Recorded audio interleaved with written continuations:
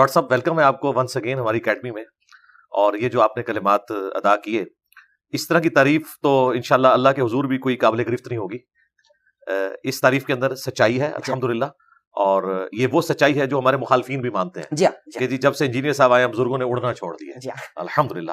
تو میرا خیال ہے اس سچائی کے اوپر اجماع امت ہو چکا ہے اللہ کے فضل. آپ کی طبیعت ٹھیک ہے خیریت سے؟ بہت شکریہ, قیمتی وقت عطا فرمایا, اور ایک مرتبہ پھر آپ نے اکیڈمی میں دعوت دی. اللہ آپ کو سلامت رکھے, اسی طرح آپ دین کا کام کرتے رہیے. انجینئر صاحب, علی بھائی, پہلا سوال آپ کی خدمت میں رکھنے والا ہوں. بابوں کو ماننے والے انتہائی مستند عالم دین سے ہمارا ایک پھڈا ہو گیا, جھگڑا ہو گیا, تنازع چھڑ گیا. وجہ آپ بنے, اس لیے بھی آپ کی خدمت میں حاضر ہوں. کیا وجہ کیوں بنے؟ ہم نے ایک پوسٹ شیئر کی کہ انجینئر صاحب معاذ اللہ قادیانی نہیں ہیں, نہ قادیانی کو سپورٹ میں بات کرتے ہیں, دلائل سے بات کرتے ہیں. اور پھر اس کے بعد ہم نے ان کو کال کی کہ ہم آپ کے ساتھ پوڈ کاسٹ ریکارڈ کرنا چاہتے ہیں. انہوں نے ہم سے کہا کہ یہ پوسٹ آپ کی ہے. ہم سے انہوں نے پوچھا, ہم نے تصدیق کی کہ ظاہر ہے کہ یہ پوسٹ ہم نے شیئر کی. انہوں نے ہم سے کہا کہ آپ نے انجینئر کو پکا سچا مومن کیوں کہا؟ اگر آپ نے اب یہ کہہ ہی دیا ہے تو ہم آپ کے ساتھ بیٹھنے کے لیے تیار نہیں ہیں, چونکہ انجینئر قادیانیوں کو سپورٹ کرتا ہے اور مبینہ طور پر وہ قادیانی ہی ہے.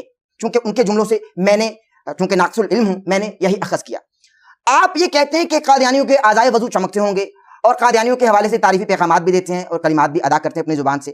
آپ بتا ہی دیجئے آپ قادیانی ہیں معاذ اللہ یا قادیانیوں کے حامی ہیں؟ ذرا ان کو بھی آج اس بات کا جواب چلا جائے. ذرا بسم اللہ کیجیے. دیکھیں الحمدللہ ہماری اس دعوت حق جو کہ ختم نبوت صلی اللہ علیہ وآلہ وسلم کی برکت سے کسی فرقے کے بزرگ کی دعوت نہیں ہے, بلکہ امام کائنات سید الاولین والآخرین شفیع المذنبین رحمت للعالمین خاتم النبیین سیدنا و مولانا امام اعظم محمد رسول اللہ صلی اللہ علیہ وآلہ وسلم کی دعوت ہے, کتاب و سنت کی دعوت ہے. الحمدللہ اس کی کامیابی میں سب سے بڑا کردار جن بڑے عوامل نے ادا کیا ان میں سے ایک یہ والا بھی تھا کہ مجھ پہ انہوں نے قادیانیت کا الزام لگایا. حالانکہ میری زندگی کے 31 برس بریلویت میں گزرے, جس میں میں ایک ڈومیننٹ بریلوی رہا ہوں.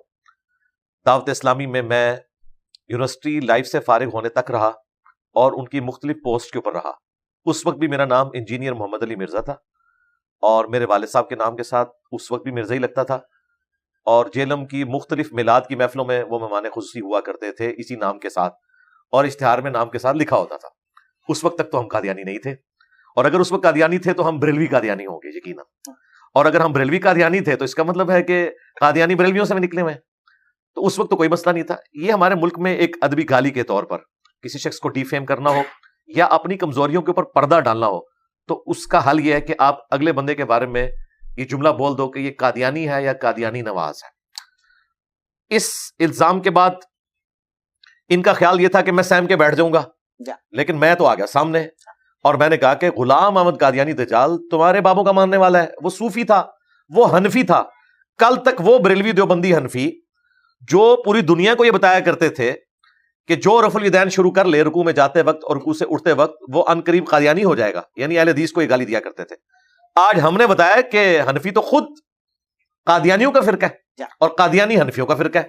یہ لازم و ملزوم ہے کیونکہ قادیانی حنفی سنی تھے, ان میں سے نکلے اور وہ رفع الیدین کے بغیر نماز پڑھتے ہیں. آج جائیں ان کی عبادت گاہ میں دیکھ لیں.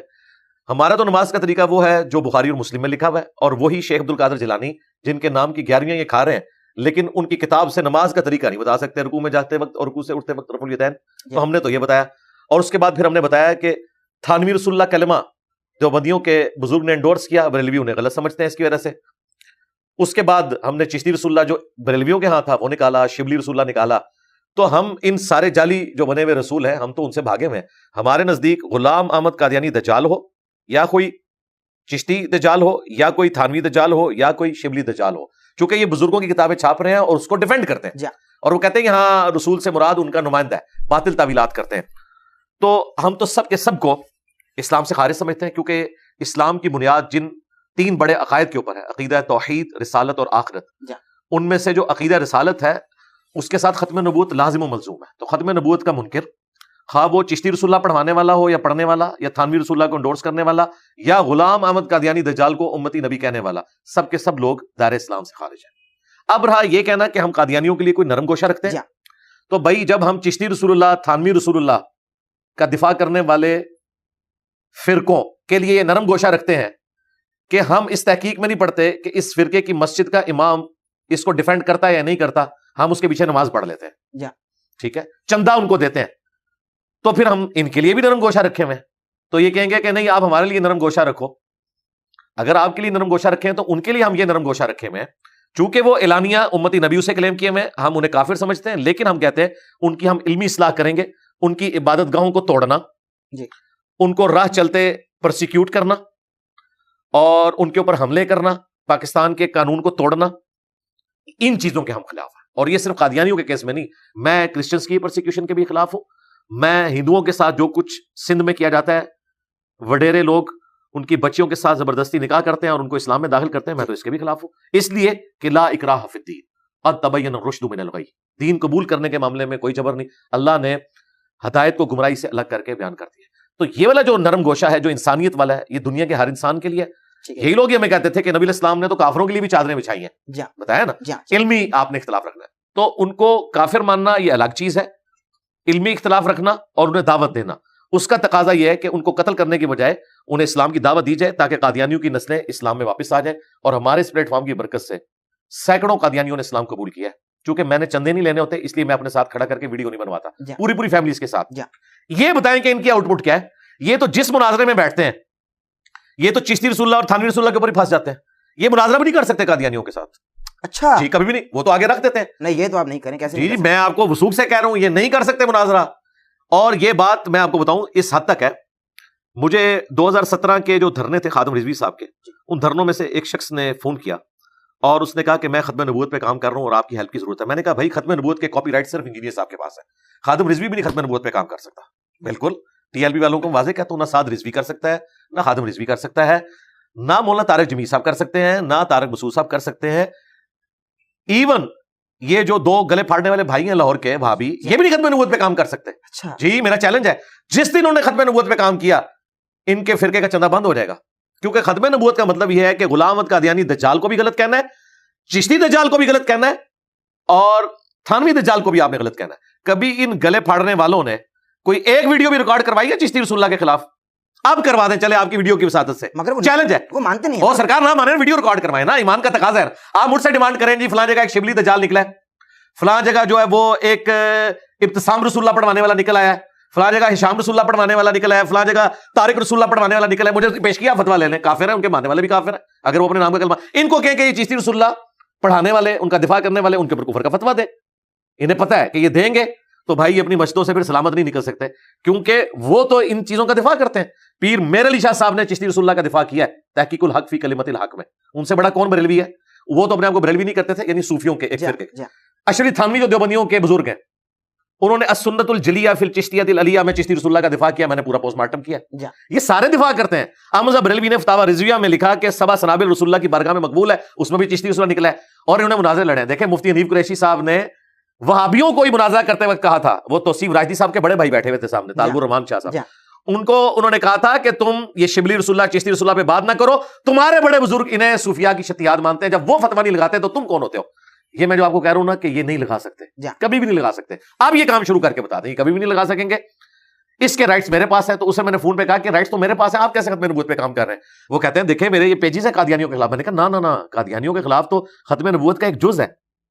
ختم نبوت یہ ہے کہ غلام احمد قادیانی بھی دجال ہے, چشتی بھی دجال ہے, تھانوی بھی دجال ہے, جس طرح انہوں نے ہمیں بتایا. اگر انہوں نے نہیں کلوایا تو اللہ کے حضور بری ہیں. کل کو 500 سال بعد قادیانی کے ماننے والے بھی کہیں گے جی غلام احمد قادیانی نے کوئی امتی نبی ہونے کا دعویٰ نہیں کیا, تو ہم یہ کہنا شروع کر دیں گے انہوں نے نہیں کیا, چلیں اس زمانے کو کر لے. یہ چونکہ کہتے ہیں کہ آپ کو سمجھ نہیں آیا, معرفت کی بات ہے, تو ہم یہی کہتے ہیں کہ جنہوں نے اپنے ناموں کے کلمے پڑھائے ہیں ان کو بھی آپ ایکسپوز کریں. تو اس نے کہا علی بھائی اگر میں یہ کروں گا تو میرا تو پیج ہی نہیں چلے گا آگے. تو میں نے کہا آپ نے آندہ سے کہنا ہے ہم اینٹی قادیانی کام کر رہے ہیں, ختم نبوت پہ نہیں کر رہے. ان کا بالکل ٹھیک ہے. پھر اس نے مجھے خود بتایا کہ میں چلا گیا ربوا, اچھا, ان سے ڈسکشن کرنے کے لیے. کہتا ہے میں نے تو بڑے کانفیڈنس کے ساتھ وہاں پہ جا کے ختم نبوت ڈسکشن کی. انہوں نے چشتی رسول اللہ تھانوی رسول اللہ میرے سامنے رکھ دیا, میرے ہاتھ پاؤں پھول گئے. تو جب ایک مسلمان کہتے کہ ہم نہیں مانتے بھائی, ہم دجال سمجھتے ہیں بھائی, اگر وہ دجال کہیں گے میرے بھائی, اگر وہ دجال کہیں گے تو اپنے فرقے میں کیسے واپس آئیں گے؟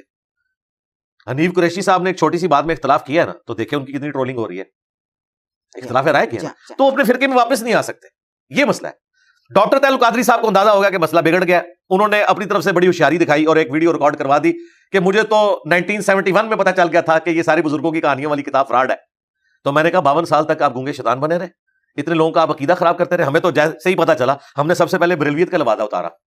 ٹھیک ہے, جس طرح آپ نے پوڈ کاسٹ کے بعد یہ جو زرق لباس ہے اتار دینا ہے, ہم نے فوراً اتار دیا. ہم نے کہا بھائی جب نبی علیہ السلام کے ساتھ کوئی گستاخی کر رہا ہے تو بھائی بریلویت پھر اسی چیز کا نام ہے کہ نہ چشتی دجال بچے گا, نہ تھانوی دجال بچے گا, نہ شیولی دجال بچے گا, اور نہ غلام احمد قادیانی دجال بچے گا. لیکن بھائی اتنی تعریف کے ضائع وضو چمکتے ہوں گے قادیانیوں کے, یہ آپ نے کیوں؟ نہیں, یہ تو بات ہے ہی نہیں ہے. پہلے تو مجھے یہ بتائیں, آپ نے میری ویڈیو دیکھی ہے یا کوئی کلپ کٹا ہوا دیکھا ہے؟ میری طرف تو کلپ ہی آئی بھائی, کلپ ہی ہے, اور انہوں نے بھی کلپ ہی لگایا تھا. ہاں بس کلپ لگایا تو وہ بات کہیں اور ہی ہوگی.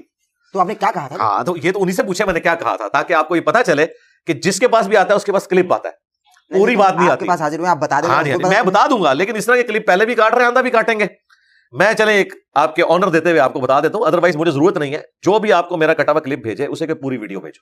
ٹھیک ہے, صحیح. تو وہ قیامت تک نہیں بھیج سکے گا, یہ بھی میرا چیلنج ہے, کبھی تک بھیج نہیں سکے, کیونکہ جس شیطان کے پاس آئی ہوئی ہے اس نے بھی پوری نہیں دیکھی ہوئی.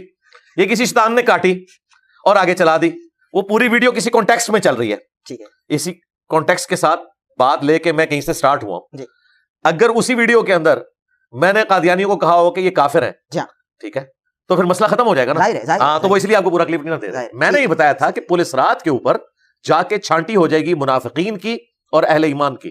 ٹھیک ہے, پولیس رات کے اوپر, پولیس رات سے پہلے جو بھی مسلمانوں کے فرقے ہیں, خواہ وہ کافر تھے, گمراہ تھے, بدعتی تھے, سب کے سب نمازیں پڑھتے تھے. ان کی تفریق نہیں ہوگی, عزائے وضو چمک رہے ہوں گے. ظاہر ہے کہ وہ دنیا میں مسلمانوں کا لیبل ان کے اوپر لگا ہوا تھا, لیکن جس طریقے سے انہوں نے امت کو یہاں دھوکہ دیا, وہاں ان کا دھوکہ نہیں چلے گا. جیسے ہی پولیس رات پہ پہنچیں گے اس طرح کے منافقین کٹ کٹ کے جہنم میں گریں گے. بات یہ ڈسکس ہو رہی تھی کہ پولیس رات کا مقصد یہ ہے کہ مسلمانوں میں جو چھپے ہوئے منافقین ہیں, جو اہل قبلہ اہل کلمہ تھے, کیا قادیانی اہل قبلہ اہل کلمہ نہیں ہے؟ اسی قبلے کی طرف نماز پڑھتے ہیں, اہل کلمہ بھی ہے وہ. ویسے وہ غلام قادیانی کو رسول اللہ نہیں کہتے, امتی نبی کہتے ہیں. کلمہ وہ یہی پڑھتے ہیں محمد رسول اللہ. ٹھیک ہے, آپ نہیں کہیں دکھا سکتے انہوں نے کبھی کلمہ پڑھوایا ہو غلام احمد قادیانی رسول اللہ, نہ, وہ امتی نبی, وہ علیحدہ سے کرتے ہیں. تو جب پولیس رات پہ پہنچیں گے نا مسلمانوں کے سارے فرقے, دنیا میں تو وہ بظاہر مسلمان ہوں گے, نمازیں بھی پڑھتے ہوں گے, قبلہ رخ کھڑے میں ہوں گے, جو بخاری میں حدیث ہے, جو ہمارے قبلے کی طرف منہ کر کے نماز پڑھے, ہمارا ذبیحہ کھائے, تو وہ مسلمان کنسیڈر کیا جائے گا. تو دنیا میں قانوناً وہ اپنے آپ کو مسلمان سمجھتے رہے, لیکن پولیس رات پہ جا کے چھانٹی ہوگی کہ یہاں اب جو صحیح والا مسلمان ہے وہ پار کرے گا, دوسرے نیچے گریں گے. تو میں نے کہا تھا عزائے وضو جتنے مسلمانوں کے فرقے ہیں ان کے چمکتے ہوں گے. قادیانی کو تو چھوڑ دیں, میں آپ کی کیمرے میں ایک اور بات کر دیتا ہوں جس سے کہ مر جائیں گے. ان سے صرف یہ پوچھیں جس نے آپ کو کلپ بھیجا ہے کہ آپ دیوبندیوں کے عزائے وضو چمکتے ہوں گے؟ ہائے ہائے ہائے انجینئر صاحب کتنے سٹی دے. ان بریلویوں کو پوچھیں کہ یہ ویڈیو میں آ کے بتائیں کیا دیوبندیوں کے عزائے وضو چمکتے ہوں گے؟ اگر یہ کہہ دیں کہ نہیں چمکتے ہوں گے تو سرکار میں تو لوٹی کے ڈالوں گا, پھر بریلوی نہیں بچتا. دیوبندیوں نے کہا جاؤ تو بھی نہیں چمکتے ہو بڑھ کے, سیدھی گل ہے. تو یہ آپ کو پتا کیا بتائیں گے؟ یہی بات بتائیں گے جو میں بتا رہا ہوں. یہ کہیں گے کہ نہیں ان کے عزائے وضو چمکتے ہوں گے. پولیس رات پہ جا کے نہ چھانٹی ہو جائے گی کہ یہ بد عقیدہ تھے, یہ جہنمی فرقے سے گر جائیں گے. کیونکہ تبلیغی جماعت والوں نے تو اتنی نمازیں پڑھی ہیں کہ بریلویوں نے 100 سال میں اتنی نمازیں نہیں پڑھی ہوئی ہیں. یہ کیسے کہیں گے عزائے وضو نہیں چمکتے ہوں گے؟ تو سرکار جواب مل گیا آپ کو, آندہ کوئی پوچھے نا.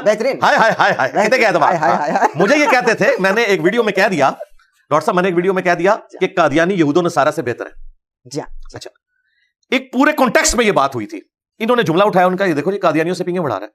میں نے ایک پوری بات کی تھی کہ قادیانی نبی علیہ السلام کو مانتے ہیں, قرآن کو مانتے ہیں, بخاری کو مانتے ہیں, مسلم کو مانتے ہیں. عمل کرتے ہیں نہیں کرتے وہ تو دیوبندی بریلوی بھی نہیں کر رہے.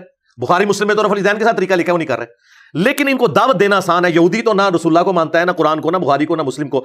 ایک یہودی کو دین سمجھانا زیادہ آسان ہے یا قادیانی کو, جو آلریڈی نبی اسلام کو مانے ہوئے. ظاہر ہے اس کانٹیکسٹ میں نے بات کی تھی کہ یہ ان سے بہتر ہے, ان تک بات پہنچائی جا سکتی ہے, ان کی آنے والی نسلوں کو آپ اسلام میں داخل کر سکتے ہیں. انہوں نے اس کو اٹھا کے پریزنٹ کیا کہ یہ تو پنگے بڑھا رہا ہے. تو پھر میں نے بھگا دیا. میں نے کہا اعلیٰ حضرت نے لکھا ہے احکام شریعت میں کہ قادیانی ہوں, دیوبندی ہوں, اہل حدیث ہوں, شیعہ ہوں, نیچری ہوں, یعنی سر سید احمد خان کے نیچر کے ماننے والے, یہ سب کے سب لوگ 1,00,000 دفعہ بھی اللہ کا نام لیں ذبیحہ مردار رہے گا. یہ مرتد واجب القتل ہے. البتہ یہود و نصارہ کا ذبیحہ حلال ہے. تو میں نے کہا تھا تمہارے اعلیٰ حضرت یہود و نصارہ کو وہابیوں سے بہتر سمجھتے ہیں, تو مجھے تو چھوڑو, اپنے عقیدوں کی فکر کرو کہ اہل حدیث, دیوبند اور شیعہ اعلیٰ حضرت کے نزدیک یہود و نصارہ سے بدتر ہیں. تو آپ مجھے بتائیں کیا یہ یہود و نصارہ سے بدتر ہیں؟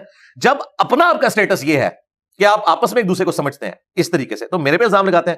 اب آپ نے جا کے گلے پھاڑنے والوں سے پوچھنا ہے کیا بریلویوں کے عزائے وضو چمک رہے ہوں گے, اور کہنا وہ بریلوی جن کا عقیدہ احمد بریلوی والا ہے, جن کو تمہارے ابے نے کافر ڈکلیئر کیا ہوا ہے البریلویہ کتاب کے اندر, تو احمد بریلوی کے عزائے وضو چمک رہے ہوں گے کہ نہیں؟ چھوڑے, مختصر چھوڑے بریلوی, اس نے پھر تماشا لگانا ہے. اگر شرک نہ کیا ہو فلانا, چڑھ دے. دو گلے پھاڑنے والے بھائیوں یہ بتاؤ کہ تمہارے ابے نے جو کتاب لکھی ہے احمد رضا بریلوی کے خلاف، احمد رضا بریلوی کے عزائے وضو چمک رہے ہوں گے قیامت والے دن کے نہیں؟ اور بریلویوں تم بتاؤ اشرف تھانوی صاحب کے عزائے وضو چمک رہے ہوں گے کہ نہیں؟ یہ میں کلیئر کروں. اور دیوبندی اور بریلوی دونوں بتائیں کہ محمد بن عبد الوہاب صاحب اور امام ابن تیمیہ کے عزائے وضو چمک رہے ہوں گے قیامت والے دن کے نہیں؟ اگر یہ کہ چمک رہے ہوں گے تو پھر اس کا مطلب ہے مومن ہے. وہ کہ نہیں، آگے جا کے چھانٹی ہوگی پولیس رات پہ. اور اگر کہیں کہ نہیں ہے، نہیں چمک رہے، تو پھر یہ کافر سمجھتے ہیں، پھر آپس میں لڑے، ہم تو بیچ میں سے نکل. بڑا چیلنج ہے، بڑا چیلنج ہے. علی بھائی مجھے یہ بتائیے کہ آپ قادیانیوں کو، اگر میں آپ سے یہ سوال کروں کہ قادیانی بہتر ہے آپ کی نظر میں یا چشتی رسول اللہ پارٹی؟ دیکھیں، جو قادیانی ہے نا، وہ تو صراحتاً ایک بنیادی عقیدہ کلیم کیے ہوئے ہیں غلام احمد قادیانی دجال کے بارے میں کہ وہ امتی نبی ہے. جبکہ چشتی رسول اللہ، تھانوی رسول اللہ جو پارٹی ہے نا، ان کے بڑے بڑے علماء دفاع کرتے ہیں، عوام کو تو پتہ ہی کوئی نہیں ہے. عوام کے سامنے جب ہم نے یہ مقدمہ رکھا ہے، عوام ان کو چھوڑ کے ہمارے ذریعے رسول اللہ کے ساتھ اٹیچ ہوگی. تو یہ اس بات کا ثبوت ہے کہ کوئی کمپیریزن نہیں، زمین و آسمان کا فرق ہے.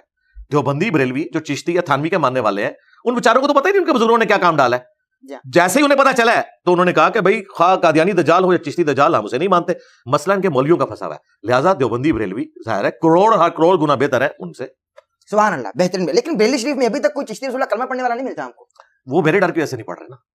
پڑھتے ہوں گے ویسے. جی فتاوی رضویہ میں جب لکھا ہوا ہے کہ سبع سنابل رسول اللہ کی برگاہ میں مقبول ہے، فتاوی رضویہ وہیں سے نکلا ہے نا. اور سبع سنابل بھی پرنٹ ہو رہی ہے انڈیا میں، پاکستان میں، اس میں چشتی رسول اللہ لکھا ہوا ہے. یہ جواب دیں. اگر یہ کہتے ہیں کہ اعلیٰ حضرت کو پتہ نہیں چلا تو ہم کہیں گے کہ اعلیٰ حضرت مجرم ہے کہ اس نے ایک امتی کے نام کے کلمہ پڑھنے والی کتاب کو کہا رسول اللہ کی بارگاہ میں مقبول ہے. بخاری مسلم حدیث ہے، جس نے میری طرف جھوٹ منسوب کیا اپنا مقام جہنم میں دیکھ لے. بالکل صحیح. علی بھائی، اور اگر انہوں نے لا علمی میں کیا ہے تو اعلیٰ حضرت کی بزرگی فارغ ہے. ان کے پاس نہ کوئی علم غیب تھا، نہ بزرگ تھا، نہ دلوں کا حال جانتے تھے. انتہائی اجڑ تھے کہ انہوں نے اتنی بڑی بات کر. بالکل صحیح، آپ کا پیغام پہنچ گیا. مجھے بس ایک میں سوال کرنا چاہتا ہوں، اسی سوال میں سوال نکال رہا ہوں، میں کر رہا ہوں آپ سے. آپ نے یہ چشتی رسول اللہ واقعات جو پڑھی ہے کتابوں میں پڑھے، آپ نے معین الدین چشتی کی زبان سے نہیں سنا؟ معین الدین چشتی صاحب سے ہمارا کوئی لینا دینا نہیں. سوال آپ نے زبان سے تو سنا نہیں، کتابوں میں پڑھے، اور ابھی تک کتابوں میں پڑھتے آ رہے ہیں آپ اور آگے پھیلا رہے ہیں. قیامت کے دن یعنی بروز حشر اگر معین الدین چشتی یہ کلیم کر دیں کہ یہ بندہ، یہ شخص مجھ پہ دنیا میں بہتان باندھتا رہا جبکہ میں نے ایسا کچھ لکھا ہی نہیں، نہ پڑھوایا، آپ کیا بنے گا؟ نہیں، میرے پہ تو بہتان باندھے نہیں ہے نا. آپ پر نہیں باندھا، آپ باندھ رہے ہیں ان پر. نہیں، میں نے تو باندھا ہی نہیں. اگر انہوں نے پڑھایا نہ ہو تو کیا بنے گا؟ نہیں، بریلویوں نے پرنٹ کیا نا. وہ بریلویوں میں جب میرے پاس آئے گی نا بات، میں کہوں گا تمہاری جو روحانی اولاد تھی نا انہوں نے پرنٹ کیا ہے، بس مقدمہ ادھر چلا جائے گا. اچھا، یعنی آپ دنیا میں بھی آپ چلے جائیں، جائے گورے کی عدالت میں لے جائیں کہ میں تو بریلویوں کی چھپی ہوئی کتاب کا کوٹ کر رہا ہوں. اگر میں ایک چیز تو حسن زن رکھے نا، اگر نہ لکھا ہو تو حسن زن رکھنا یہ ایک علیحدہ بات ہے. حسن زن رکھنا نہ رکھنا یہ الگ. یہ دو تین ٹاپک مکس ہو گئے. پہلے تو یہ ہے کہ مقدمہ کس کے خلاف ہوگا. مقدمہ ہوگا پیر میر علی شاہ صاحب کے اوپر، مقدمہ ہوگا اشرف تھانوی کے اوپر، مقدمہ ہوگا احمد رضا بریلوی کے اوپر. مجھے تو انہوں نے بتایا نا کہ چشتی رسول اللہ پڑھنا چاہیے، دفاع ہونا چاہیے. میں نے تو آگے کہا نہیں ہونا چاہیے. تو میں ایک درجہ بہتر ہوں. مجھے تو معین الدین چشتی صاحب کہیں گے کہ بھائی بیٹا تو نے مجھے بچا لیا ہے. یہ کیا کہ یہ کلمات کفر ہیں، پھنسایا تو انہوں نے ہے. اب رہا یہ مسئلہ کہ میں معین الدین چشتی یا کسی بابے کی یہ وکالت کروں کہ ان کے اوپر ان لوگوں نے جھوٹ باندھا، تو میں پہلے دن سے یہ کہہ رہا ہوں کہ میرا حسن ظن ہے کہ انہوں نے نہیں پڑھوایا ہوگا. لیکن چونکہ اولاد تم ہو ان کی، تمہاری بات اتھارٹی مانی جائے گی. ٹھیک ہے، میری بات کون سنے گا؟ تم ان کے بزرگوں کے ماننے والے ہو نا. چونکہ تم کہہ رہے ہو تو ہم کہہ رہے ہیں ہاں اگر انہوں نے کلوایا تو ٹھیک ہے، پھر وہ بھی گمراہی تھے. اور یہ بات کرنا کوئی گستاخی نہیں. مسلم شریف یہاں رکھی ہوئی ہے، اس کا مقدمہ کھولیں. مولا علی کی شہادت کے بعد حضرت ابن عباس نے مولا علی کے کچھ فتوے منگوائے. وہ پڑھتے جاتے تھے اور کہتے تھے اللہ کی قسم علی نے یہ نہیں فیصلہ لکھا ہوگا، اللہ کی قسم یہ علی کا فیصلہ نہیں ہو سکتا. فیصلے مولا علی کے ہی تھے. اور ابن عباس یعنی مولا علی کی شہادت کو ابھی چند سال بھی نہیں گزرے.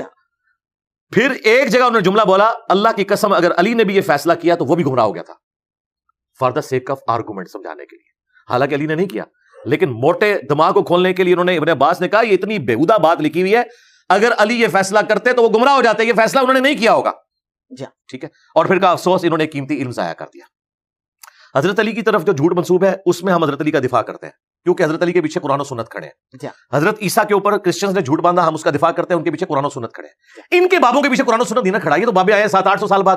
مجھے بتائیں 800 سے 800 سال بعد کوئی آپ جیسا شریف آدمی کہے کہ انجینئر صاحب، اس زمانے کے انجینئر کو ہو سکتا ہے غلام احمد قادیانی نے کلمہ ہی نہ پڑھایا ہو، لوگوں نے ان کی طرف غلط منسوب کر دیا تو آپ اس نے ظن رکھ لیں. پھر میں کیا کروں گا؟ میں یہ کہوں گا کہ اس کے ماننے والے تو کہہ رہے ہیں نا. آپ کہ نہیں، آپ ان کو رحمت اللہ علیہ کہہ جائے. اگر غلام احمد قادیانی صاحب نے قیامت کے دن آپ کا گریبان پکڑ لیا تو آپ کیا کریں گے؟ میں کہوں گا میں تو نکل جاؤں گا. میں کہوں گا اس کے ماننے والے کہہ رہے تھے، اور چونکہ اس کے پیچھے قرآن و سنت نہیں کھڑے تھے میں اس کا دفاع نہیں کروں گا. میں دفاع کروں گا صرف صحابہ اور اہل بیت کا. ان کے بعد جتنے لوگ ہیں ہمیں کوئی چیز مجبور نہیں کرتی ہم ان کا دفاع کریں، may be may not be. ٹھیک ہے، دونوں طرف. ہاں، اللہ کے فضل سے میں نے کبھی کسی بزرگ کو کافر نہیں کہا. آپ میری کوئی ویڈیو نکالیں جس میں نے معین الدین چشتی کو یا ان کے کسی بزرگ کو کافر کہا ہو. میں نے نہیں کبھی کہا. میں نے کہا ان کی عبارتیں کفریہ ہیں، یہ عقیدے کفریہ ہیں، ان کا معاملہ اللہ کے سپرد. یہ کہتے ہیں نہیں تم ان کا دفاع بھی کرو، بزرگوں کا بھی دفاع کرو. بھائی کیوں؟ میں نے تو کلمہ اس کا پڑھا جس کی قبر مدینے میں. ٹھیک ہے, بالکل صحیح, بالکل. علی بھائی ماشاءاللہ دعوت کا بہترین کام کرتے ہیں آپ, اور آپ کا یہ بھی بعض کلپس میں کہنا ہے کہ بھائی مجھ سے پہلے نوجوان بھی گمراہ تھے, ظاہر بابوں کے پجاری تھے بھائی, قبر چاٹو تھے, آپ کا یہ کہنا ہے. تو آپ مجھے یہ بتائیے آپ کی اکیڈمی میں کتنے نوجوان ایسے آتے ہیں یا ایسے آ چکے ہیں جن کو آپ نے کلمہ ٹھیک سے پڑھایا ہو, وہ پہلے چشتی رسول اللہ کلمہ پڑھتے تھے کیونکہ پہلے تو گمراہ تھے آپ کے مطابق, کتنے ایسے کافر نوجوان آپ کی خدمت میں آپ کی اکیڈمی میں حاضر ہوئے جن کو آپ نے ٹھیک اور صحیح کلمہ پڑھایا؟ دیکھیں سچی بات تو یہ ہے کہ میری اکیڈمی میں کوئی ایک بندہ بھی ایسا نہیں آیا جو چشتی رسول اللہ یا تھانوی رسول اللہ پڑھتا ہو. البتہ میری اکیڈمی میں ہزاروں لوگ ایسے آ چکے ہیں جنہیں یہ پتا تھا کہ تھانوی رسول اللہ کتابوں میں موجود ہے, اور وہ یہ مانتے تھے کہ دیوبندی کافر ہیں اس کی وجہ سے, یعنی کہ بریلوی. تو میں نے ان کو بتایا کہ اس جرم کا کھرا آپ کے گھر نکل آیا, یہ چشتی رسول اللہ بھی ہے. تو اس کا اینڈ رزلٹ یہ ہوا کہ انہوں نے بریلویت بھی چھوڑ دی. یہ تو ہوا ہے. بالکل صحیح, الحمدللہ. مجھے علی بھائی یہ بتائیے, ایک مستند عالم دین ہے, ان کی تحقیق کے مطابق پورے قرآن میں الحمد سے والناس تک اللہ نے اطاعت کا حکم 40 مرتبہ دیا, جن میں 22 مرتبہ اپنا اور اپنے محبوب صلی اللہ علیہ وآلہ وسلم کی اکٹھی اطاعت کا حکم دیا, اور 18 مرتبہ صرف محبوب مکرم صلی اللہ علیہ وآلہ وسلم کی اطاعت کا حکم دیا. اللہ تبارک و تعالیٰ نے اکیلے اپنے اطاعت کا حکم قرآن میں کیوں نہیں دیا, ذرا بتا فرمائیے. میرے بھائی ہم تو اس سے بھی بڑی بات کریں گے. سورۃ النساء کی آیت نمبر 80 ہے, من یطع الرسول فقد اطاع اللہ, جس نے رسول کی اطاعت کی اس نے اللہ کی اطاعت کی. سبحان. ٹھیک ہے, قرآن میں کہیں یہ نہیں آیا کہ جس نے اللہ کی اطاعت کی اس نے رسول کی اطاعت کی. جی سبحان. جس نے رسول کی اطاعت کی اس نے اللہ کی اطاعت کی. اس کی وجہ یہ ہے کہ رسول دنیا میں ریپریزنٹیٹو ہے. جی یہودیوں کا یہی تو دعویٰ تھا کہ ہماری اللہ کے ساتھ نسبت ہے. اللہ تعالیٰ نے فرمایا قل ان کنتم تحبون اللہ فاتبعونی یحببکم اللہ. اے نبی ان سے فرماؤ اگر اللہ سے محبت کرتے ہو پھر رسول اللہ کی اتباع کرنی ہوگی, پھر اللہ بے شک سے تمہاری محبت کامل ہوگی, پھر اللہ تم سے محبت کرے گا, تمہارے گناہوں کو معاف بھی کر دے گا. تو یہ اس بات کا ثبوت ہے کہ دنیا پہ پیغمبر اللہ کا نمائندہ ہوتا ہے. جو لوگ پیغمبروں کے وسیلے سے ان کے ذریعے سے اللہ تک پہنچتے ہیں وہی ہدایت کا راستہ پاتے ہیں, اور جو پیغمبر کا راستہ چھوڑ دیتے ہیں خواہ وہ پیغمبر کے ماننے والے ہوں, جس طرح کے چشتی رسول اللہ, تھانوی رسول اللہ, یہ سارے لوگ یہ پیغمبر کو تو مان رہے ہیں لیکن پیرلل میں اپنے بابوں کا بھی دفاع کر رہے ہیں, وہ بھی گمراہ ہے. خواہ وہ پیغمبر کا نام لیتے رہے, خواہ پیغمبر کے مخالفین ہو, ابو جہل یا اس کی پارٹی, وہ بھی گمراہ ہے. پیغمبر وسیلہ ہے. ہمارا تو جھگڑا یہ ہے کہ نبی کے جیسا ہے ہی کوئی نہیں, بابے شاہی کوئی نہیں, سارے بابے نکالو بیچ میں سے, نبی تک پہنچو, اور جو نبی کا وفادار ہے اس کو اپنے سر پہ بٹھاؤ. یہ بخاری مسلم, یہ میرے کوئی باپ دادا تو نہیں ہے, میری تو ان کے ساتھ کوئی نسبت ہی نہیں ہے, ایک دین کی نسبت ہے. یہ ہمارے وہ بابے ہیں جنہوں نے اپنے نبی کے ساتھ جو ہے وہ اخلاص کے ساتھ وفاداری نبھائی ہے. ہم ان کو اپنا بابا مانتے ہیں. سبحان. علی بھائی ایک واقعہ ملتا ہے کہ نبی کریم صلی اللہ علیہ وآلہ وسلم آرام فرما رہے تھے مولا علی علیہ السلام کے زانوں پر, اور نماز عصر نکل رہی ہے, یہاں تک کہ سورج غروب ہو گیا, اور مولا علی کی آنکھوں سے آنسو جاری ہوئے, نبی کے رخسار پہ پڑے, نبی اٹھ کھڑے ہوئے, علی تجھے کس بات میں بلایا؟ مولا نماز قضا ہو گئی. انگلی سے اشارہ کیا, مولا علی کے لیے سورج واپس آ گیا. اس واقعے میں کہاں تک صداقت؟ اس واقعے کے اوپر محدثین کا اختلاف ہے, اکثریت تو اس روایت کو کمزور سمجھتی ہے. ٹھیک ہے, لیکن فی نفسی یہ جو عقیدہ ہے کہ کسی نبی کی دعا سے سورج پلٹ سکتا ہے, اس پہ کسی کا اختلاف نہیں, وہ بخاری مسلم میں موجود ہے. ٹھیک ہے. جوشوا ابن نون جو حضرت موسیٰ علیہ السلام کے سکسیسر ہوئے اور اللہ نے ان کو پیغمبر بھی بنا دیا, پہلے وہ صحابی تھے بعد میں پیغمبر بنے, ان کے بارے میں بخاری مسلم میں آتا ہے کہ ہفتے کا دن شروع ہونے والا تھا, یعنی جمعے کی مغرب کا وقت آنے والا تھا, اور کافروں کے ساتھ ان کی جنگ جاری تھی, اور ہفتے والے دن قتال کرنا ان کے لیے منع تھا بنی اسرائیل کے لیے. انہیں خطرہ تھا کہ بیچ میں ایک دن کا گیپ آیا تو کافر دوبارہ سے اپنی اسٹرینتھ کو جمع کر لیں گے اور پھر ٹی ناٹ ہمارا سٹارٹ ہو جائے گا. تو انہوں نے اللہ سے دعا کی کہ اللہ سورج کو تھوڑی دیر کے لیے روک دے, دن کو لمبا کر دے تاکہ ہم اپنے مخالفین کو شکست دیں. تو بخاری مسلم کے الفاظ ہیں یوشع ابن نون کی دعا کی برکت سے اللہ تعالیٰ نے سورج کو روک دیا, ان کے لیے دن لمبا ہو گیا, اور مسلمانوں کو, اس زمانے میں تو مسلمان تھے, پتہ ہوگی. لہٰذا فی نفسی ہی یہ جو عقیدہ ہے نا, چونکہ عقیدے میں کوئی اختلاف نہیں ہے, لہٰذا اگر اس کی بنیاد پہ کوئی اس روایت کو, چونکہ امام طحاوی اس روایت کو درست سمجھتے ہیں, تو اس روایت کو کوئی درست سمجھے اور اس پہ کوئی عقیدہ بھی بنا لے, ہمیں کوئی اس سے اختلاف نہیں ہے. ہم ایک ٹیکنیکل بحث کرتے ہیں کہ اصول محدثین کے اوپر روایت ثابت نہیں, لیکن فی نفس سے یہ عقیدہ کہ نبی کی دعا سے سورج رک سکتا ہے, اس کی اصل بخاری مسلم میں موجود ہے. بالکل ٹھیک ہے. علی بھائی میں جلدی سوالات آپ کی خدمت میں رکھ رہا ہوں. آپ کا کلپ ہے کہ آپ 30 پاروں کی تقسیم کو نہیں مانتے کیونکہ یہ بنو امیہ کے دور میں کی گئی. آپ نے ہمیشہ جوڑنے کی بات کی, یہاں تو آپ امت کو تقسیم کر رہے ہیں, فرقہ واریت کے خلاف ہیں آپ, لیکن یہاں اس آپ کے بیان سے فرقہ واریت مزید پھیلے گی. اس کی وجہ یہی وجہ ہے کہ تمام امت جو ہے, تمام قوم جو ہے, تمام فرقے جو ہے وہ 30 پاروں کی تقسیم کوئی نہیں مانتا. سعودی عرب میں پاروں کی تقسیم نہیں ہوتی ہے, شیعہ تو ویسے نہیں مانیں گے, امت کہاں سے آ گئی؟ امت کے 30 پارے نہیں مانتے وہ. شیعہ سے پوچھیں کہ آپ پاروں کی تقسیم کو مانتے ہیں, وہ 40 پارے بھی نہیں مانتے. 40 پارے تو ہے ہی نہیں ہے.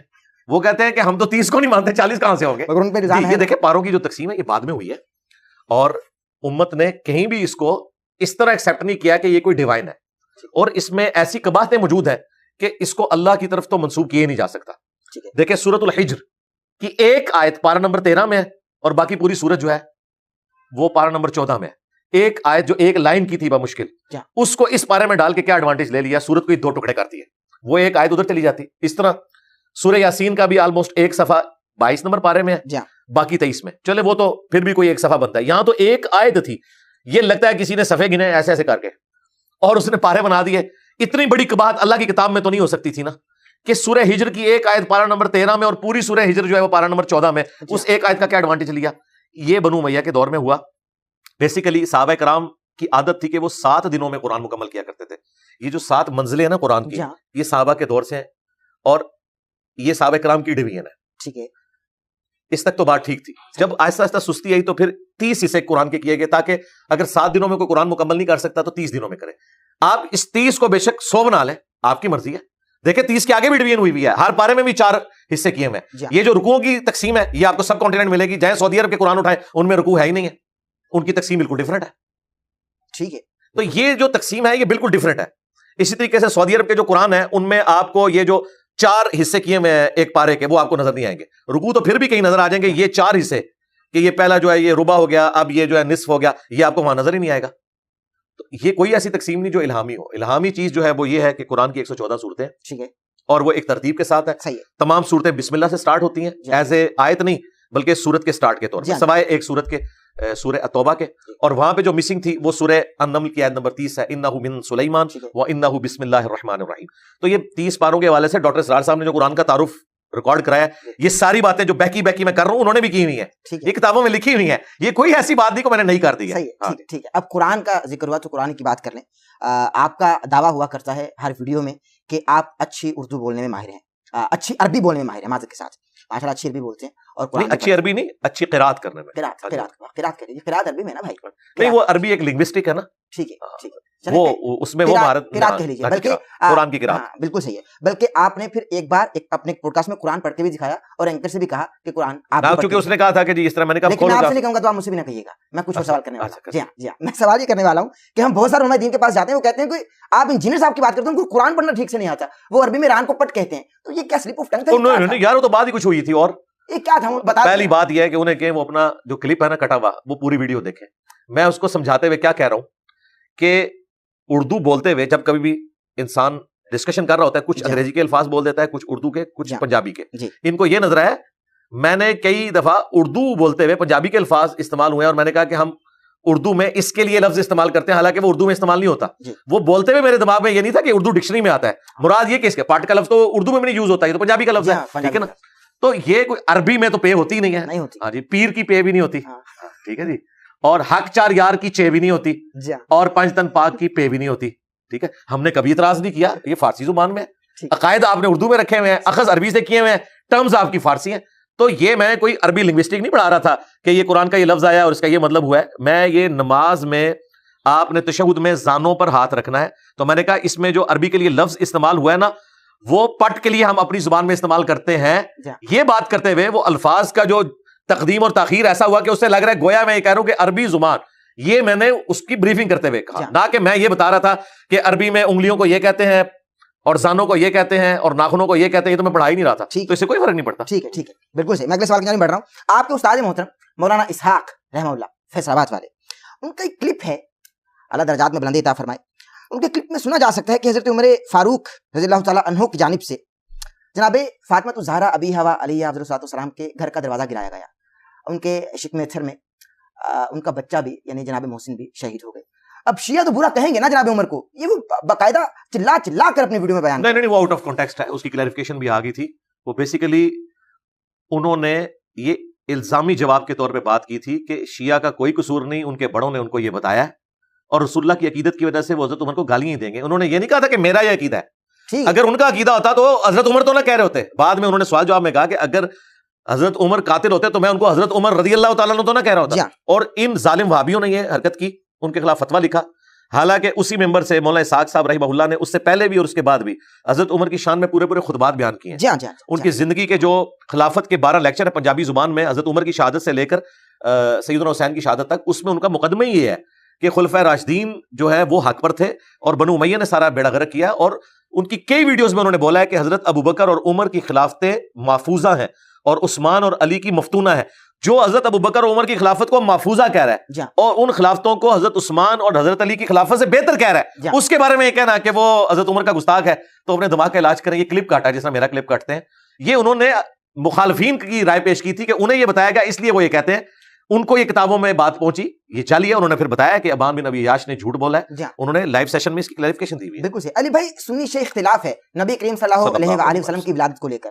اہل تشیع کا کہنا ہے کہ بھائی نبی کریم صلی اللہ علیہ وآلہ وسلم کی آمد 17 ربیع النور شریف کو ہوئی، جبکہ بریلوی ہیں اہل سنت ہیں وہ کہتے ہیں 12 ربیع الاول کو اور مناتے ہیں باقاعدہ. تو ذرا حقائق بتا دیں، آپ کے پلیٹ فارم سے جانا چاہیے. دیکھیں کتابوں میں تو 12 ربیع الاول ہے، شیعہ کے ہاں بھی اہل سنت کے ہاں بھی. صحیح. اصول الکافی آپ شیعہ کی کتاب اٹھائیں جس طرح اہل سنت کے ہاں صحیح بخاری ہے، اس میں 110 نمبر جو چیپٹر ہے نا وہ ولادت مصطفیٰ کے اوپر ہے. اس میں واضح لکھا ہے کہ نبی الاسلام 12 ربیع الاول کو پیدا ہوئے. شیعہ کی کتاب. جی بالکل دیکھ لیں، نہ نکلے مجھے پکڑ لیں. اہل سنت کے ہاں دلائل النبوہ امام بیہقی کی کتاب میں سٹارٹ ہی میں 4 نمبر روایت ہے کہ نبی الاسلام عام الفیل والے سال 12 ربیع الاول کو منڈے کے دن پیدا ہوئے، جس سال ہاتھیوں کا لشکر تباہ ہوا تھا ابراہ کا. تو کتابوں میں 12 ربیع الاول ہے سنی اور شیعہ کے ہاں. امام خمینی نے ایران میں یہ پورے کا پورا ہفتہ میلاد کا ڈکلیئر کر دیا تھا تاکہ سنی شیعہ اختلاف ختم ہو جائے. ایران میں 12 اور 17 نہیں منائی جاتی، وہ پورے کا پورا ایک ویک منایا جاتا ہے ربیع الاول کا. انہوں نے سنی شیعہ کنفلکٹ کو اس حوالے سے دفنا دیا. لیکن کتابوں میں جائیں تو 12 ربیع الاول ہے. لیکن شیعہ 17 کہہ کر کس کو تقویت دے رہے ہیں؟ بس وہ ظاہر ایک ڈیفرنس تو قائم رکھا ہوا ہے نا انہوں نے. ان کے ہاں 17 والی بھی روایتیں موجود ہیں، لیکن میں نے تو اصول کافی سے 12 والی بتا دی. بالکل صحیح ہے. باقی یہ کوئی ایسا جھگڑا نہیں کہ اس کو بنیاد بنایا جائے. ربیع الاول کے اوپر متفق ہے، صحیح ہے. منڈے کے دن کے اوپر متفق ہے، بس آنورڈ چلے. علی بھائی غصہ اسلام میں حرام ہے، مگر طلاق ہمیشہ غصے میں دی جاتی ہے. یعنی کبھی کسی شوہر نے اپنی زوجہ سے یہ نہیں کہا ہوگا کہ میری جان آج میں تمہیں طلاق دیتا ہوں، کبھی ایسا نہیں کہا. ہمیشہ غصے میں دی جاتی ہے طلاق. تو جبکہ ایک چیز اسلام میں ہے ہی حرام تو اس میں حلال امر کیسے انجام پا سکتا ہے؟ غصہ تو کوئی حرام نہیں ہے اسلام میں، ہم تو نہیں مانتے اس بات کو. یہ کہاں لکھا ہوا ہے؟ ایکسٹریم لیول کا غصہ نہیں، اسلام میں غصہ تو کہیں حرام نہیں ہے. اللہ کے لیے غصہ آ جاتا ہے، اللہ کے لیے غصہ آتا ہے. نبی الاسلام کی تو طبیعت میں غصہ تھا. طلاق اللہ کے لیے دی جاتی ہے. نہیں، وہ طلاق والا معاملہ الگ ہے. مثال تو نہیں، میں پہلی بات جو یہ جملہ ہے نا غصہ حرام ہے، یہ ہے ہی غلط ہے. غصہ حرام نہیں ہے. اللہ کی حمید کے لیے غصہ آتا ہے. صحیح مسلم میں 2005 نمبر حدیث ہے، نبی الاسلام جب ممبر پہ چڑھتے آپ کی آواز بلند ہو جاتی، آنکھیں سرخ ہو جاتی، غصے میں اضافہ ہو جاتا، گویا کوئی جرنیل اپنی فوج کو تیار کر رہا ہے. غصے کے الفاظ ہیں. ٹھیک ہے، بالکل صحیح. غصہ مطلقاً حرام نہیں ہے. اللہ کی حمیت میں غصہ ہو بالکل درست ہے، لیکن جہاں پہ ریاکاری والا کوئی ایلیمنٹ شامل ہو جائے یا نفس پرستی والا ہو جائے وہاں پہ حرام ہے. جس طرح مولا علی جب کافر کے اوپر چڑھے اس نے تھوک دیا تو انہوں نے کہا اب مجھے جو غصہ ہے وہ اپنے نفس کے لیے ہے. پہلے جو چڑھے ہوئے تھے تو وہ مجھے بتائیں وہ پیار محبت سے اسے ذبح کرنے چڑھے تھے یا غصے میں چڑھے ہوئے تھے؟ اللہ کے لیے غصہ تھا. وہ غصہ ٹرانسفر ہو گیا اپنے نفس کی اعتبار سے کہ اس نے میرے منہ پہ تھوک دیا تو وہ اتر گئے اور اس اخلاق سے متاثر ہو کے اس نے اسلام قبول کر لیا. اچھا، یہ غصہ مطلقاً کوئی حرام نہیں ہے. رہا یہ طلاق والا معاملہ، تو طلاق خواہ کوئی غصے میں دے خواہ کوئی خوشی سے دے، سوچ سمجھ کے دے، طلاق ایک سینسٹیو چیز ہے. میرا خیال ہے جن لوگوں کو اس کی سینسٹیوٹی کا پتہ ہے انہیں لا غصہ ہے، وہ برتن توڑ لیتے ہیں، اپنا سر پھاڑ لیتے ہیں، خود جھول جاتے ہیں کسی رسی کے ساتھ، بیوی کو طلاق نہیں دیتے. ٹھیک ہے، کئی جھولے ہوئے دیکھے نہیں آپ نے. مولا علی کو غصہ ہے، سیدہ فاطمہ سے اختلاف ہوا ہے، اپنے گھر سے باہر نکل گئے اور جا کے بخاری مسلم کے الفاظ ہیں مسجد میں لیٹ گئے. نبی الاسلام آئے، پوچھا کدھر ہے علی؟ کہا یا رسول اللہ مجھ سے تھوڑا جھگڑا ہوا اور ناراض ہو کے باہر نکل گئے. لیکن شیعہ نہیں مانتے کیا چیز یہ کہ غصہ ہوا مولا علی کا بھی فاطمہ سے جھگڑا ہوا. نہیں، جھگڑا تو مرد و عورت. اچھا، اگر وہ نہیں مانتے تو انہیں کہیں کہ اگر فی نفسی آپ اس کو گستاخی میں جاتا ہوں نا، وہ کہتے ہیں کہ ثابت کریں. یار بات یہ کہ علمی بات کریں نا. میں نے وہ آپ کے پروگرام دیکھے ہیں اور میں تو اکثر پروگرامز کو میمز کے طور پہ دیکھ رہا ہوتا ہوں کہ یہ بیچاروں کا علمی لیول کیا ہے. تو میمز کے طور پہ دیکھتے آپ کی بھی کئی چیزیں میمز کے طور پہ دیکھا ہوتا. اچھا، اس میں دیکھیں کیا پیغمبروں کا اپنی بیویوں سے اختلاف نہیں ہوا؟ تو اگر مولا علی کا اپنی بیوی سے کسی معاملے میں اختلاف ہو جائے میاں بیوی ہونے کے ناطے، تو اس میں کون سا ایسا مسئلہ ہے؟ خام خواہ کسی چیز کو گستاخی بنا کے پیش کرنا.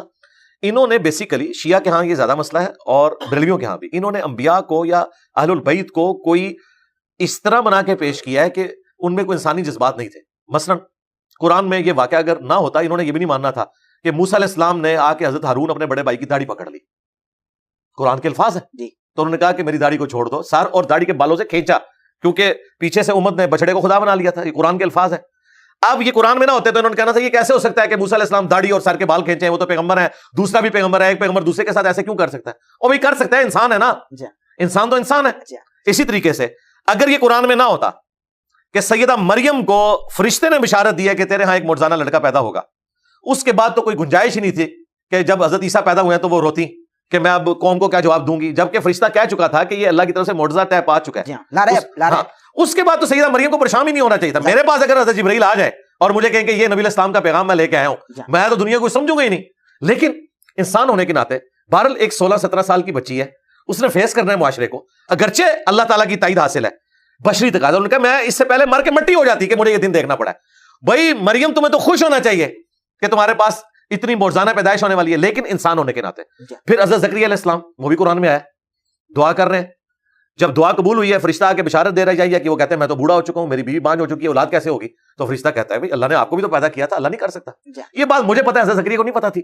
بھائی انسان بہرحال انسان ہے, بعض اوقات اس طرح اس پہ کیفیت ہوتی ہے, پھر وہ انسانی کیفیت میں انسان سے ایسے معاملات ہو جاتے ہیں. قرآن حکیم میں نبی علیہ السلام جو غزوہ احد کے موقع پر آپ کی زبان سے بدوا نکل گئی تھی, اس کے اوپر قرآن میں سورہ آل عمران میں گرفت ہوئی ہے. اے نبی آپ کو کوئی اختیار نہیں ان کے اوپر, اللہ چاہے تو ان کو ہدایت بھی دیتے.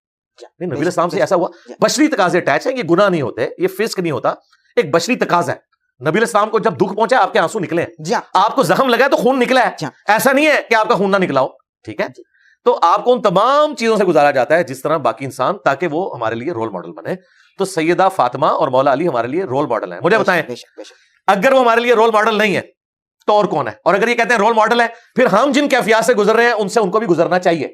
میاں بیوی میں ناراضگی ہونی چاہیے, ورنہ سیدہ فاطمہ اور مولا علی میرے لیے رول ماڈل کس طرح ہوں گے اگر ان کی آپس میں ناراضگی نہیں ہوگی؟ ہماری تو آئے دن ہو جاتی ہے کسی نہ کسی مسئلے میں, ہر گھر کی یہ سٹوری ہے. تو نبیوں کی بیویوں کے ساتھ ناراضی کا ذکر تو سورۃ الاحزاب میں, اس کا کیا کریں گے؟ بہترین بہترین بہترین چھکا, واہ واہ واہ, الحمدللہ, سبحان اللہ سبحان اللہ, اللہ سلامت رکھے آپ. آمین. مجھے یہ بتائیے, میں بہت سارے علماء جن کی خدمت میں حاضر ہوں, یہ میرا درد ہے علی بھائی, ذاتی طور پہ میرا درد ہے. جب میں ان سے پوچھتا ہوں کہ بھائی, بلکہ ایک عالم جن کا آپ نے ذکر کیا, گلے پھاڑنے والے بھائی, ان کے پاس میں بیٹھا ہوا تھا, میں نے سوال کیا کہ اہل البیت افضل ہیں یا صحابہ کرام, تو انہوں نے دو ٹوک جواب دیا بنا کسی بحث کے کہ صحابہ کرام افضل ہیں. وہ جاہل آدمی ہے, اس بیچارے کو کیا پتا. یہ ذرا مجھ کو میرا خیال ہے اس کی جہالت کا وبال آپ کبھی بھی ان کے اوپر نہ ڈالیں. اہل حدیث فرقے کے اوپر, اہل حدیث فرقے کا کہیں موقف نہیں ہے, اور یہ ٹاپک کبھی اہل حدیث کے ہاں ڈسکس بھی نہیں ہوا. یہ آپ نے سوال انوینٹ کیا ہے, ٹھیک ہے؟ تو میرا خیال ہے ہمیں وہابیوں سے, اہل حدیث سے, دیوبند سے یا بریلویوں سے نہیں پوچھنا چاہیے, حضرت ابوبکر صدیق سے ہی پوچھ لینا چاہیے کون افضل ہے. ٹھیک ہے, بسم اللہ بسم اللہ, سبحان اللہ. تو صحیح بخاری میں موجود ہے, حسن و حسین کے چیپٹر میں حضرت ابوبکر کہتے ہیں کہ محمد کی محبت کو اہل بیت محمد کے قرب میں تلاش کرو. تو حضرت ابوبکر کا تو یہ عقیدہ ہے کہ میں نے اگر رسول اللہ کے قریب ہونا ہے تو میں اہل بیت رسول سے محبت کروں گا. اور یہ حدیث انہوں نے امہات المومنین کے چیپٹر میں امام بخاری نے نہیں ڈالی, حسن و حسین کے چیپٹر میں ڈالی. اگر حضرت ابوبکر کو رسول اللہ کا قرب حاصل کرنے کے لیے حسن و حسین اور سیدہ فاطمہ کی محبت کی ضرورت ہے, تو مجھے اور آپ کو بدرجہ اولا ضرورت ہے. رہ گئے وہابی اس قسم کے جو جاہل ہیں, تو انہیں ہم ایجوکیٹ کریں گے کہ بھائی بخاری پڑھ لو ذرا, تو دیکھ لو کیا عقیدہ حضرت ابوبکر نے امت کو بتایا ہوا ہے. صحیح ہے, صحیح, سیدھی سی بات ہے, بالکل صحیح. پھر جامع ترمذی میں حدیث ہے, اللہ سے محبت کرو کہ اس نے تمہیں نعمتوں سے نوازا ہے, مجھ سے محبت کرو کیونکہ میں اللہ کا رسول ہوں, اور میرے اہل بیت سے محبت کرو کہ ان کی نسبت میرے ساتھ ہے. ٹھیک ہے, تو آج بھی چھوڑ دیں, پرانے زمانے کی بات ہم رہنے دیتے ہیں. آج یہ میں ریزیمبلنس نہیں کر رہا, صرف آپ کو سمجھانے کے لیے, کیا پیپلز پارٹی کا کوئی کارکن بڑے سے لے کر چھوٹا تھا, ٹھیک ہے, اپنے آپ کو بلاول بھٹو سے افضل کہے گا؟ کبھی بھی نہیں. وہ بے شک کہ میری خدمات بھی زیادہ ہے پیپلز پارٹی کے لیے, وہ کہے گا بھائی یہ بھٹو خاندان سے ہے, ان کا بڑا تھا جس کی وجہ سے یہ پارٹی بنی, اس کا پروٹوکول ہے, اسے ہم چیئرمین چنیں گے. یہ نیچرل چیز میں آپ کو بتا رہا ہوں. اس طریقے سے جب سے مسلم لیگ نون میں بدل گئی, پہلے تو مسلم لیگ ہوتی تھی, اس وقت سے اب نواز شریف صاحب اپنی بیٹی کو آگے لے کے آئے. ویسے کوئی چیما گوئیاں کرے سب کچھ, بال وہ کہتے ہیں نہیں پہلا رائٹ اسی, اس لیے انہوں نے چیف منسٹر بھی بنا دیا. دنیا میں ایسے ہی ہوتا ہے کہ جو اہل البیت ہوتے ہیں ان کے ساتھ جو ادر دین لوگ ہیں اہل البیت کے, ان کا ایٹیٹیوڈ ہی ہوتا ہے کہ وہ ایک ریسپیکٹ کا رشتہ ہوتا ہے. وہ کہتے ہیں نہیں یار اس کا وہی نیچرل ہے. اب ذرا مجھے بتائیں, ہم اگر رسول اللہ کے زمانے میں ہوں, حضرت ابوبکر کو چھوڑ دیں, حضرت عمر کو چھوڑ دیں, باقیوں کو, ہم نبی علیہ السلام کے زمانے میں ہوں, حضور کے گھر والوں کے بارے میں ہمارا سٹیٹس کیا ہوگا؟ ذرا آپ خود امیجن کریں. ہم اپنے آپ کو یا اپنے گھر والوں کو حضور کے گھر والوں سے بہتر سمجھ رہے ہوں گے؟ توبہ توبہ, یہ کبھی تصور بھی نہیں آئے گا. یار اگر میرے جیسا انسان جو ایک کمزور درجے کا ہے وہ یہ تصور نہیں کر سکتا کہ میں حضور کے گھر والوں کی برابری کروں, تو ابو بکر جیسا اونچا انسان, عمر جیسا اونچا انسان وہ تصور بھی نہیں کر سکتا کہ وہ یہ کہے کہ حضرت فاطمہ سے میں افضل ہوں. تو یہی درد ہے, یہی تکلیف ہے, یہ جہالت ہے ان کو نہیں پتا کہ جب ابو بکر صدیق رضی اللہ تعالیٰ عنہ نے خود کو ان سے افضل نہیں کہا, عمر فاروق نے نہیں کہا, جناب عثمان غنی نے نہیں کہا, یہ کون ہوتے ہیں کہنے والے؟ یہ ہوتے ہیں کہ یہ سنی شیعہ جب فرقے بنے نا, اس کے بعد یہ سارے کا سارا تماشا شروع ہے. پہلے یہ بحثیں نہیں ہوا کرتی تھی. صحابہ کرام میں اگر افضلیت کی بات ہوتی تھی تو وہ صحابہ میں ہوتی تھی, اہل البیت ایکسکلوڈ ہوتے تھے. یہ مشکات اٹھائیں, اہل بیت کا چیپٹر الگ ہے, امہات المومنین کا الگ ہے, حالانکہ امہات المومنین بھی اہل بیت ہیں, سبحان اللہ سبحان اللہ. لیکن اماموں کو پتا تھا کہ جب اہل البیت کی بات ہو رہی ہے تو حضور کے گھر والوں کی بات ہو رہی ہے. اہل البیت میں ہیں کون, ذرا یہ بھی بتا دیں. اہل البیت میں نبی اسلام کے دودھ کے خون کے رشتے کے لوگ ہیں, آل علی, آل عقیل, آل جعفر, آل عباس, ٹھیک ہے, اور اس میں ٹاپ آف لسٹ وہ پنجتن پاک والا جو کنسپٹ ہے وہ ہستی ہیں. نبی اسلام کی بیویاں بھی اہل البیت ہیں, لیکن وہ آنری طور پر ہیں چونکہ حضور کے ساتھ ان کی نسبت ہے. لیکن جو پرماننٹلی اہل البیت ہے وہ نبی اسلام کے دودھ اور خون کے رشتے کے لوگ. جی بالکل, اس سوال پہ ہم نے پھنسایا بھی بہت ہے شیعوں کو, اور شیعوں کا ایک سوال میں آپ کی خدمت میں رکھنا چاہتا ہوں جو ان کا الزام ہے. ان کا الزام آپ پر یہ ہے کہ آپ نے اپنے ریسرچ پیپر میں ایک تحریف کی ہے اسحاق بن راہویہ کے حوالے سے. کیا کہ آپ نے یہ تحریف کی, اصلی عبارت میں جناب امیر معاویہ رضی اللہ تعالیٰ عنہ کی صحابیت کا کوئی ذکر ہی نہیں ہے, جبکہ آپ نے یہ لکھا کہ صحابیت کے سوا بریکٹ ڈال دی. یہ کیا بریکٹ ڈالی نا؟ جی, صحابیت کے سوا. صحابیت کے سوا, یہ پہلی بات یہ ہے کہ یہ جو عبارت میں نے نقل کی ہے نا, یہ ابن حجر اسقلانی کی نقل کی. انہوں نے سارے اماموں کو کوٹ کیا ہے, اور اس عبارت میں انہوں نے ذکر معاویہ کو ڈسکس کیا ہے کہ امام بخاری نے ذکر معاویہ چیپٹر کیوں باندھا ہے, فضیلت معاویہ کیوں نہیں باندھا. اس کے کانٹیکسٹ میں انہوں نے احمد بن حنبل, اسحاق بن راہویہ, امام حاکم, امام نسائی کو ڈسکس کیا ہے, اور یہ بتایا کہ امام بخاری کے چونکہ استاد تھے امام اسحاق, تو وہ حضرت معاویہ کی کسی فضیلت کے قائل نہیں تھے سوائے صحابیت کے. صحابیت کو تو مانتے ہیں نا, ظاہر ہے ذکر معاویہ ہوا ہے تو وہ نبی اسلام کے ساتھی کے طور پر. مگر شیعوں کا کہنا ہے کہ اسی کتاب میں اگر دیکھا جائے تو صحابی بھی ثابت نہیں ہے وہ. یار یہ ہم نے اس کتاب سے نہیں لیا ہوا, یہ ابن حجر اسقلانی نے ذکر معاویہ کے اوپر جو بحث کی ہوئی ہے وہ چیز اٹھائی ہوئی ہے. مگر اس کتاب میں تو ثابت کا ذکر نہیں ہے نا. کس میں؟ جس میں انہوں نے, مجھے اس کتاب کا نہیں پتا, نہ میں نے پڑھی ہے. میں نے تو ابن حجر اسقلانی کی کتاب پڑھی ہے, اس کے اندر فتح الباری کے اندر یہ چیز موجود ہے, صحابیت کو ڈسکس کر رہے ہیں. مگر وہ یہ میں نے بریکٹ میں لکھا ہے الموضوعات الکبریٰ ملا علی قاری. جی دیکھیں میں نے صحابیت کو بریکٹ میں لکھا ہے, صحابیت کے سوا کوئی فضیلت ثابت نہیں ہے. ٹھیک ہے نا, میں نے یہ نہیں کہا کہ کوئی فضیلت ثابت ہے, صحابی ہونا بھی تو ایک فضیلت ہے نا, ظاہر ہے. تو وہ میں نے بریکٹ میں ڈالا ہے, میں نے اس جملے کو کسی کے منہ میں نہیں ڈالا, بریکٹ میں ڈالا ہے. اور امام اسحاق بن راہویہ اہل سنت کے امام ہیں, اگر آپ ان کو قبر سے نکال کے زندہ کر کے پوچھیں کہ حضرت معاویہ کو تم صحابی مانتے ہو تو وہ کہیں گے میں مانتا ہوں. سب سے زیادہ اگر کوئی اختلاف رائے کیا ہے نا کسی امام نے بنو امیہ کے خلاف, وہ امام حاکم ہے, المستدرک للحاکم جنہوں نے لکھی ہے, انہوں نے چھوڑا ہی کچھ نہیں ہے. اسی لیے اہل سنت کے بعد لوگ ان کو شیعہ کہنا شروع ہو گئے تھے. امام حاکم جتنے ہارڈ لائنر ہیں بنو امیہ کے اوپر, میں مولانا اسحاق یا شیخ عدنان ابراہیم یا حسن فران مالکی اتنے ہارڈ لائنر نہیں جتنے امام حاکم تھے. اس کے باوجود انہوں نے مستدرک للحاکم میں حضرت معاویہ سے حدیثیں لی ہوئی ہیں. ٹھیک, صحابی وہ مانتے تھے. صحیح, بالکل صحیح, بالکل صحیح. اگلا سوال آپ کی خدمت میں رکھتا ہوں, بس چند سوالات ہیں, آپ کی مہربانی, آپ ماشاءاللہ وقت دے رہے ہیں. مجھے بتائیے کہ حضرت جناب امیر معاویہ کی حکمت عملی کی تعریف کرتے ہوئے آپ نے بہترین واقعہ ڈسکس کیا اور ناظرین سے شیئر بھی کیا. آپ نے بتایا کہ وہ مسجد کے ساتھ ایک کمرہ تھا مقصورہ, وہاں نماز پڑھا کرتے تھے, وہیں پہ نماز, صحیح مسلم حدیث ہے, جی وہیں پہ نماز پڑھا کرتے تھے. جبکہ مولا علی علیہ السلام درویشوں کی طرح مسجد میں چلے گئے اور مرڈر کر دیا گیا. پھر آپ نے یہ کہا کہ میں مولا علی کو مشورہ دیتا ہوں کہ ان کو بھی باڈی گارڈ رکھنے چاہیے تھے. جی. نبی کریم صلی اللہ علیہ وآلہ وسلم کی حدیث ہے, انا مدینۃ العلم و علی بابوہا, یعنی جو علی بابوہا کی منزل پر ہو, ایک عام بشر کون ہوتا ہے کہ وہ علی کو مشورہ دے رہا ہے؟ مشورہ تو دیا جا سکتا ہے, باقی ان کی مرضی ہے, ہم تو اپنی ریکویسٹ. یعنی آپ مولا علی کو مشورہ دیں گے؟ جی میں تو کہتا ہوں نبی علیہ السلام دنیا میں موجود ہوتے, ہم انہیں بھی مشورہ دیتے. مثلا میں ایک مشورہ ضرور دیتا کہ جب نبی علیہ السلام کو یہ اختیار دیا گیا, بخاری مسلم میں آتا ہے کہ کوئی نبی اس وقت تک دنیا سے نہیں جاتا جب تک کہ اللہ تعالیٰ انہیں اختیار نہ دے دے کہ چاہے تو وہ امت میں رہیں اور چاہے اللہ کے پاس چلے جائیں. تو میں حضور کو مشورہ دیتا کہ یا رسول اللہ آپ امت میں ہی رہیں تاکہ امت گمراہی نہ ہو, ہم آپ کے نواسوں کا قتل دیکھیں ہی نہ, آپ ہوں گے امت جڑی رہے گی, یا کچھ عرصہ اور گزار لیں آپ تاکہ جو نیو مسلم ہے ان کی مزید تربیت ہو. ہم یہ ریکویسٹ تو کر سکتے ہیں کہ نبی اسلام کے ساتھ ہماری صحبت زیادہ ہو. اس قسم کی جو خواہشات ہیں ان کا اظہار کرنا, مشورہ دینا, یہ مشورہ یہ نہیں ہوتا کہ آپ کسی کو انڈرمائن کر رہے ہیں کہ وہ غلط سوچ رہے ہیں. اس طرح کے جب مشورے دیے جاتے ہیں نا, اس کے بعد کیا ہوتا ہے کہ جو بڑی ہستیاں ہوتی ہیں نا وہ اس کو کلیریفائی کر دیتی ہیں کہ بھائی تمہارا مشورہ اپنی جگہ, لیکن اس کے پیچھے یہ والی حکمت ہے. ہاں جب کبھی حکم آ جائے نا پھر ہم مشورہ نہیں دیں گے. جس طرح جب حکم آ گیا کہ میرا نام کاٹ دو, مولا علی کو حکم دیا نا کہ کاٹ دو, انہوں نے مشورہ رکھا.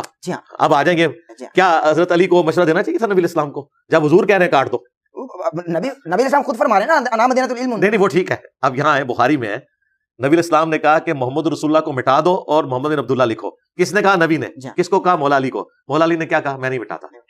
تو بہت بات آگے چلے گی نا, اس کی ہم تعویل کریں گے. ادب میں کہا. نہیں, ادب میں نہیں کہا, محبت میں کہا ہے. محبت ادب نہیں, ادب یہ ہے آپ کے جملے میں نا محبت ہے سرکار. میں بتاتا ہوں آپ انجینئر بن گئے. نہیں, پہلے ادھر انجینئر ہے تو میں انجینئر کو ایسی مثال آ سکتی ہے نا. ادب یہ ہے کہ بڑا جو کہہ رہا ہے چاہے دل کو برا بھی لگے وہ کر گزرو, یہ ادب ہے. ٹھیک ہے. تو حضرت علی اگر ادب والا ایلیمنٹ لیتے نا تو انہیں آرگومنٹ کرنا نہیں چاہیے تھا کہ میرے نبی نے کہا یہ میں نے مٹایا, یہ لکھ دیا, کیونکہ کاتب وہی. رک جائے نا, میری بات تو سن جائے نا. میں نے آپ کی بات سمجھ لی, آپ نے جو بھی کہنا مجھے پہلے پتا ہے کہ آپ نے کیا کہنا ہے, میں جواب دے رہا ہوں. میں آپ کو اسٹیپ وائز لے کے آ رہا ہوں. ادب یہ تھا کہ بڑا کہہ رہا ہے, جو کہہ رہا ہے میں کر گزروں, لیکن محبت یہ کہہ رہی تھی کہ دل نہیں مان رہا. اگر وہ مان لیتے تو ادب ہوتا, نہیں مانا تو بے ادبی نہیں ہوئی. ہم نہیں بے ادبی اس کو کہہ رہے, محبت کا انہوں نے اظہار کیا اور نبی الاسلام نے اس کو ایکسپٹ کر لیا. آپ نے کہا مجھے دو, چلو میں بٹا دیتا ہوں. جس طرح نبی الاسلام کے حکم فرمانے کو اور حضرت علی کے یہ مشورہ دینے کو کہ یا رسول اللہ میں تو نہیں مٹاؤں گا, میں تو آپ کو اللہ کا رسول مانتا ہوں, نہ صرف مشورہ دیا بلکہ حضور کی بات بھی نہیں مانی, اس معاملے کو رسول اللہ کے سپرد کر دیا, یہ گستاخی نہیں ہے نا. تو ہمارا بھی حضرت علی کو مشورہ دینا کوئی گستاخی نہیں ہے, ہمارے محبت ہی ہے. ٹھیک ہے, صحیح ہے, میں نے ثابت کر دیا. ہم نے تو مولا علی سے یہ سیکھا ہے. ٹھیک ہے, یہ محبت ہے. صحیح ہے, بالکل صحیح. علی بھائی میں اگلا سوال آپ کی خدمت میں رکھ رہا ہوں. پچھلے پوڈ کاسٹ میں, بلکہ یہاں میں کلپ بھی چلوانا چاہتا ہوں پچھلے پوڈ کاسٹ کا جو ہماری گفتگو ہوئی ہمارے مابین, گنبد خضرا کو لے کر ذرا بحث ہوئی. گنبد خضرا کو نبی کریم صلی اللہ علیہ وآلہ وسلم کی نافرمانی میں بنایا گیا. جی بالکل, کیونکہ آپ نے باقاعدہ احادیث سے ثابت بھی کر.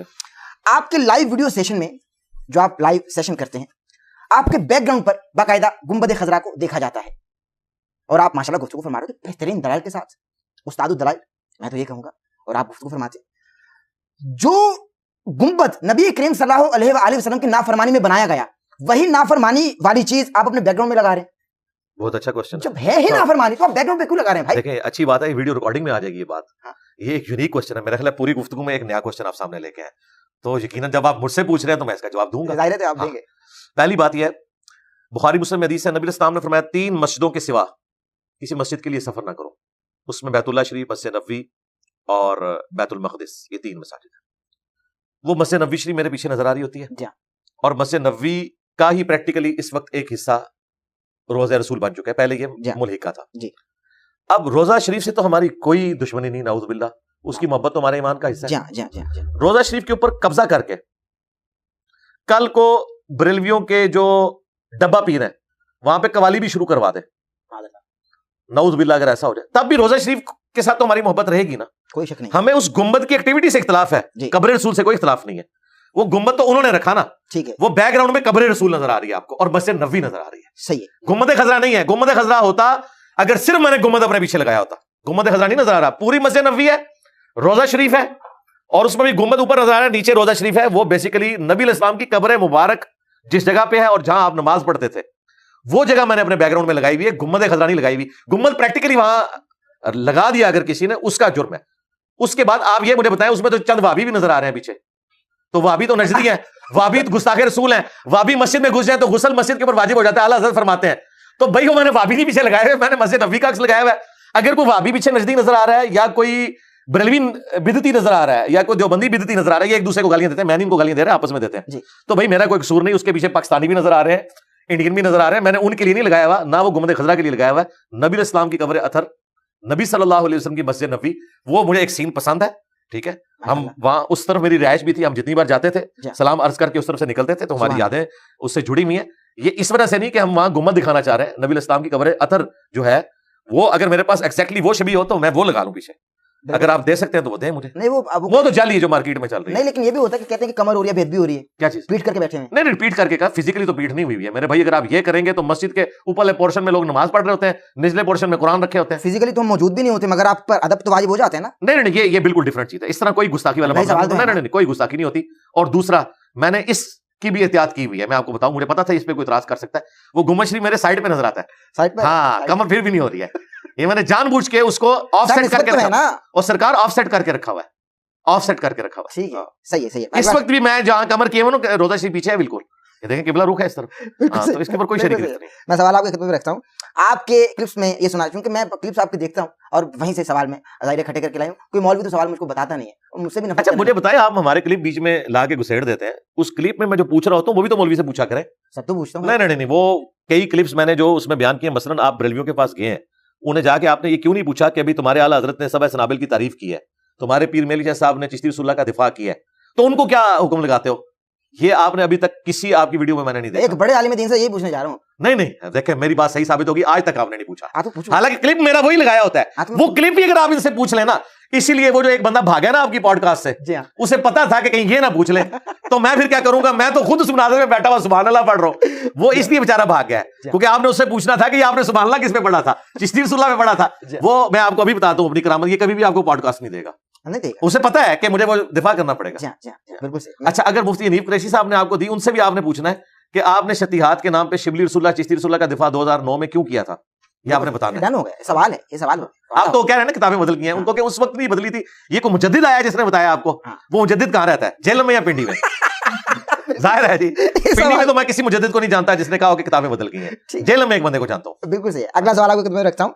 इंडियन यूट्यूबर हैं ध्रुव राठी, आप उनकी बहुत तारीफ करते हैं, यहाँ तक कि आपने ये भी कह दिया कि भाई वो अल्लाह की नेमत हैं। जी, कोई इख्तिलाफ नहीं है, आप कह सकते हैं। मगर एक काफिर तो आपकी नजर में अल्लाह की नेमत हो, मगर जो बुजुर्ग जिनको आप कब्र चाटू कहते हैं वो अल्लाह की नेमत नहीं है। कोई तो जिंदगी में अच्छा काम उनसे साबित होगा ना भाई।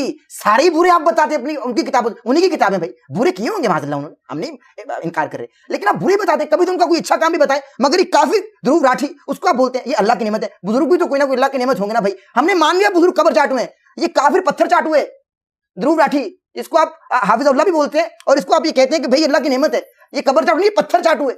इस हवाले से क्या कहेंगे पत्थर चाटू को? अच्छा, पहली बात ये कि आप अल्लाह की नेमत मानते हैं ध्रुव राठी को?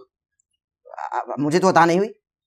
नहीं, जो वो कंट्रीब्यूशन कर रहे हैं कंट्रीब्यूशन क्या कर रहे हैं भाई, इस्लाम के लिए क्या कर रहे हैं? वो दीन सिखा रहे हैं आपको। हमें, हम तो आपसे उन्होंने बताया कि हमारे लिए आप अल्लाह के, मैं बताता हूँ दीन उन्होंने क्या सिखाया आपको, वो दीन सुन लेना। उन्होंने ये सिखाया कि हिंदुओं में जितने ये बाबे सब फ्रॉड है, तो यहाँ पे हमारा उनसे इत्तेफाक हो गया कि इधर वाले भी सारे फ्रॉड ही हैं। मगर अल्लाह, तो उन्होंने अपने दीन के अंदर जो कमजोरियां थी उनको हाईलाइट किया, बाकी जो हिस्ट्री का नॉलेज उन्होंने दिया। वैसे तो आप लोगों ने बताया कि मौला अली कहते हैं जिसने मुझे एक लफ्ज भी सिखाया वो मेरा उस्ताद है, तो वो करोड़ों लोगों का उस्ताद है, लोगों को सिखा रहा है। अच्छा, अब आ जाएं कि जो यहाँ पे है लोग, हम उनकी तारीफ करते हैं। भाई मेरी पूरी वीडियो है कंजुल ईमान जो आला हज़रत का तर्जुमा है, उसकी खूबियां और खामियां जाके यूट्यूब पे लिखे, लाखों लोग देख चुके हैं। मैंने आला हज़रत की तारीफ की है कि उन्होंने कुल का तर्जुमा अच्छा किया है, बिस्मिल्लाह का तर्जुमा अच्छा किया है, ववजदा का बॉलन फहदा इसका तर्जुमा अच्छा किया है।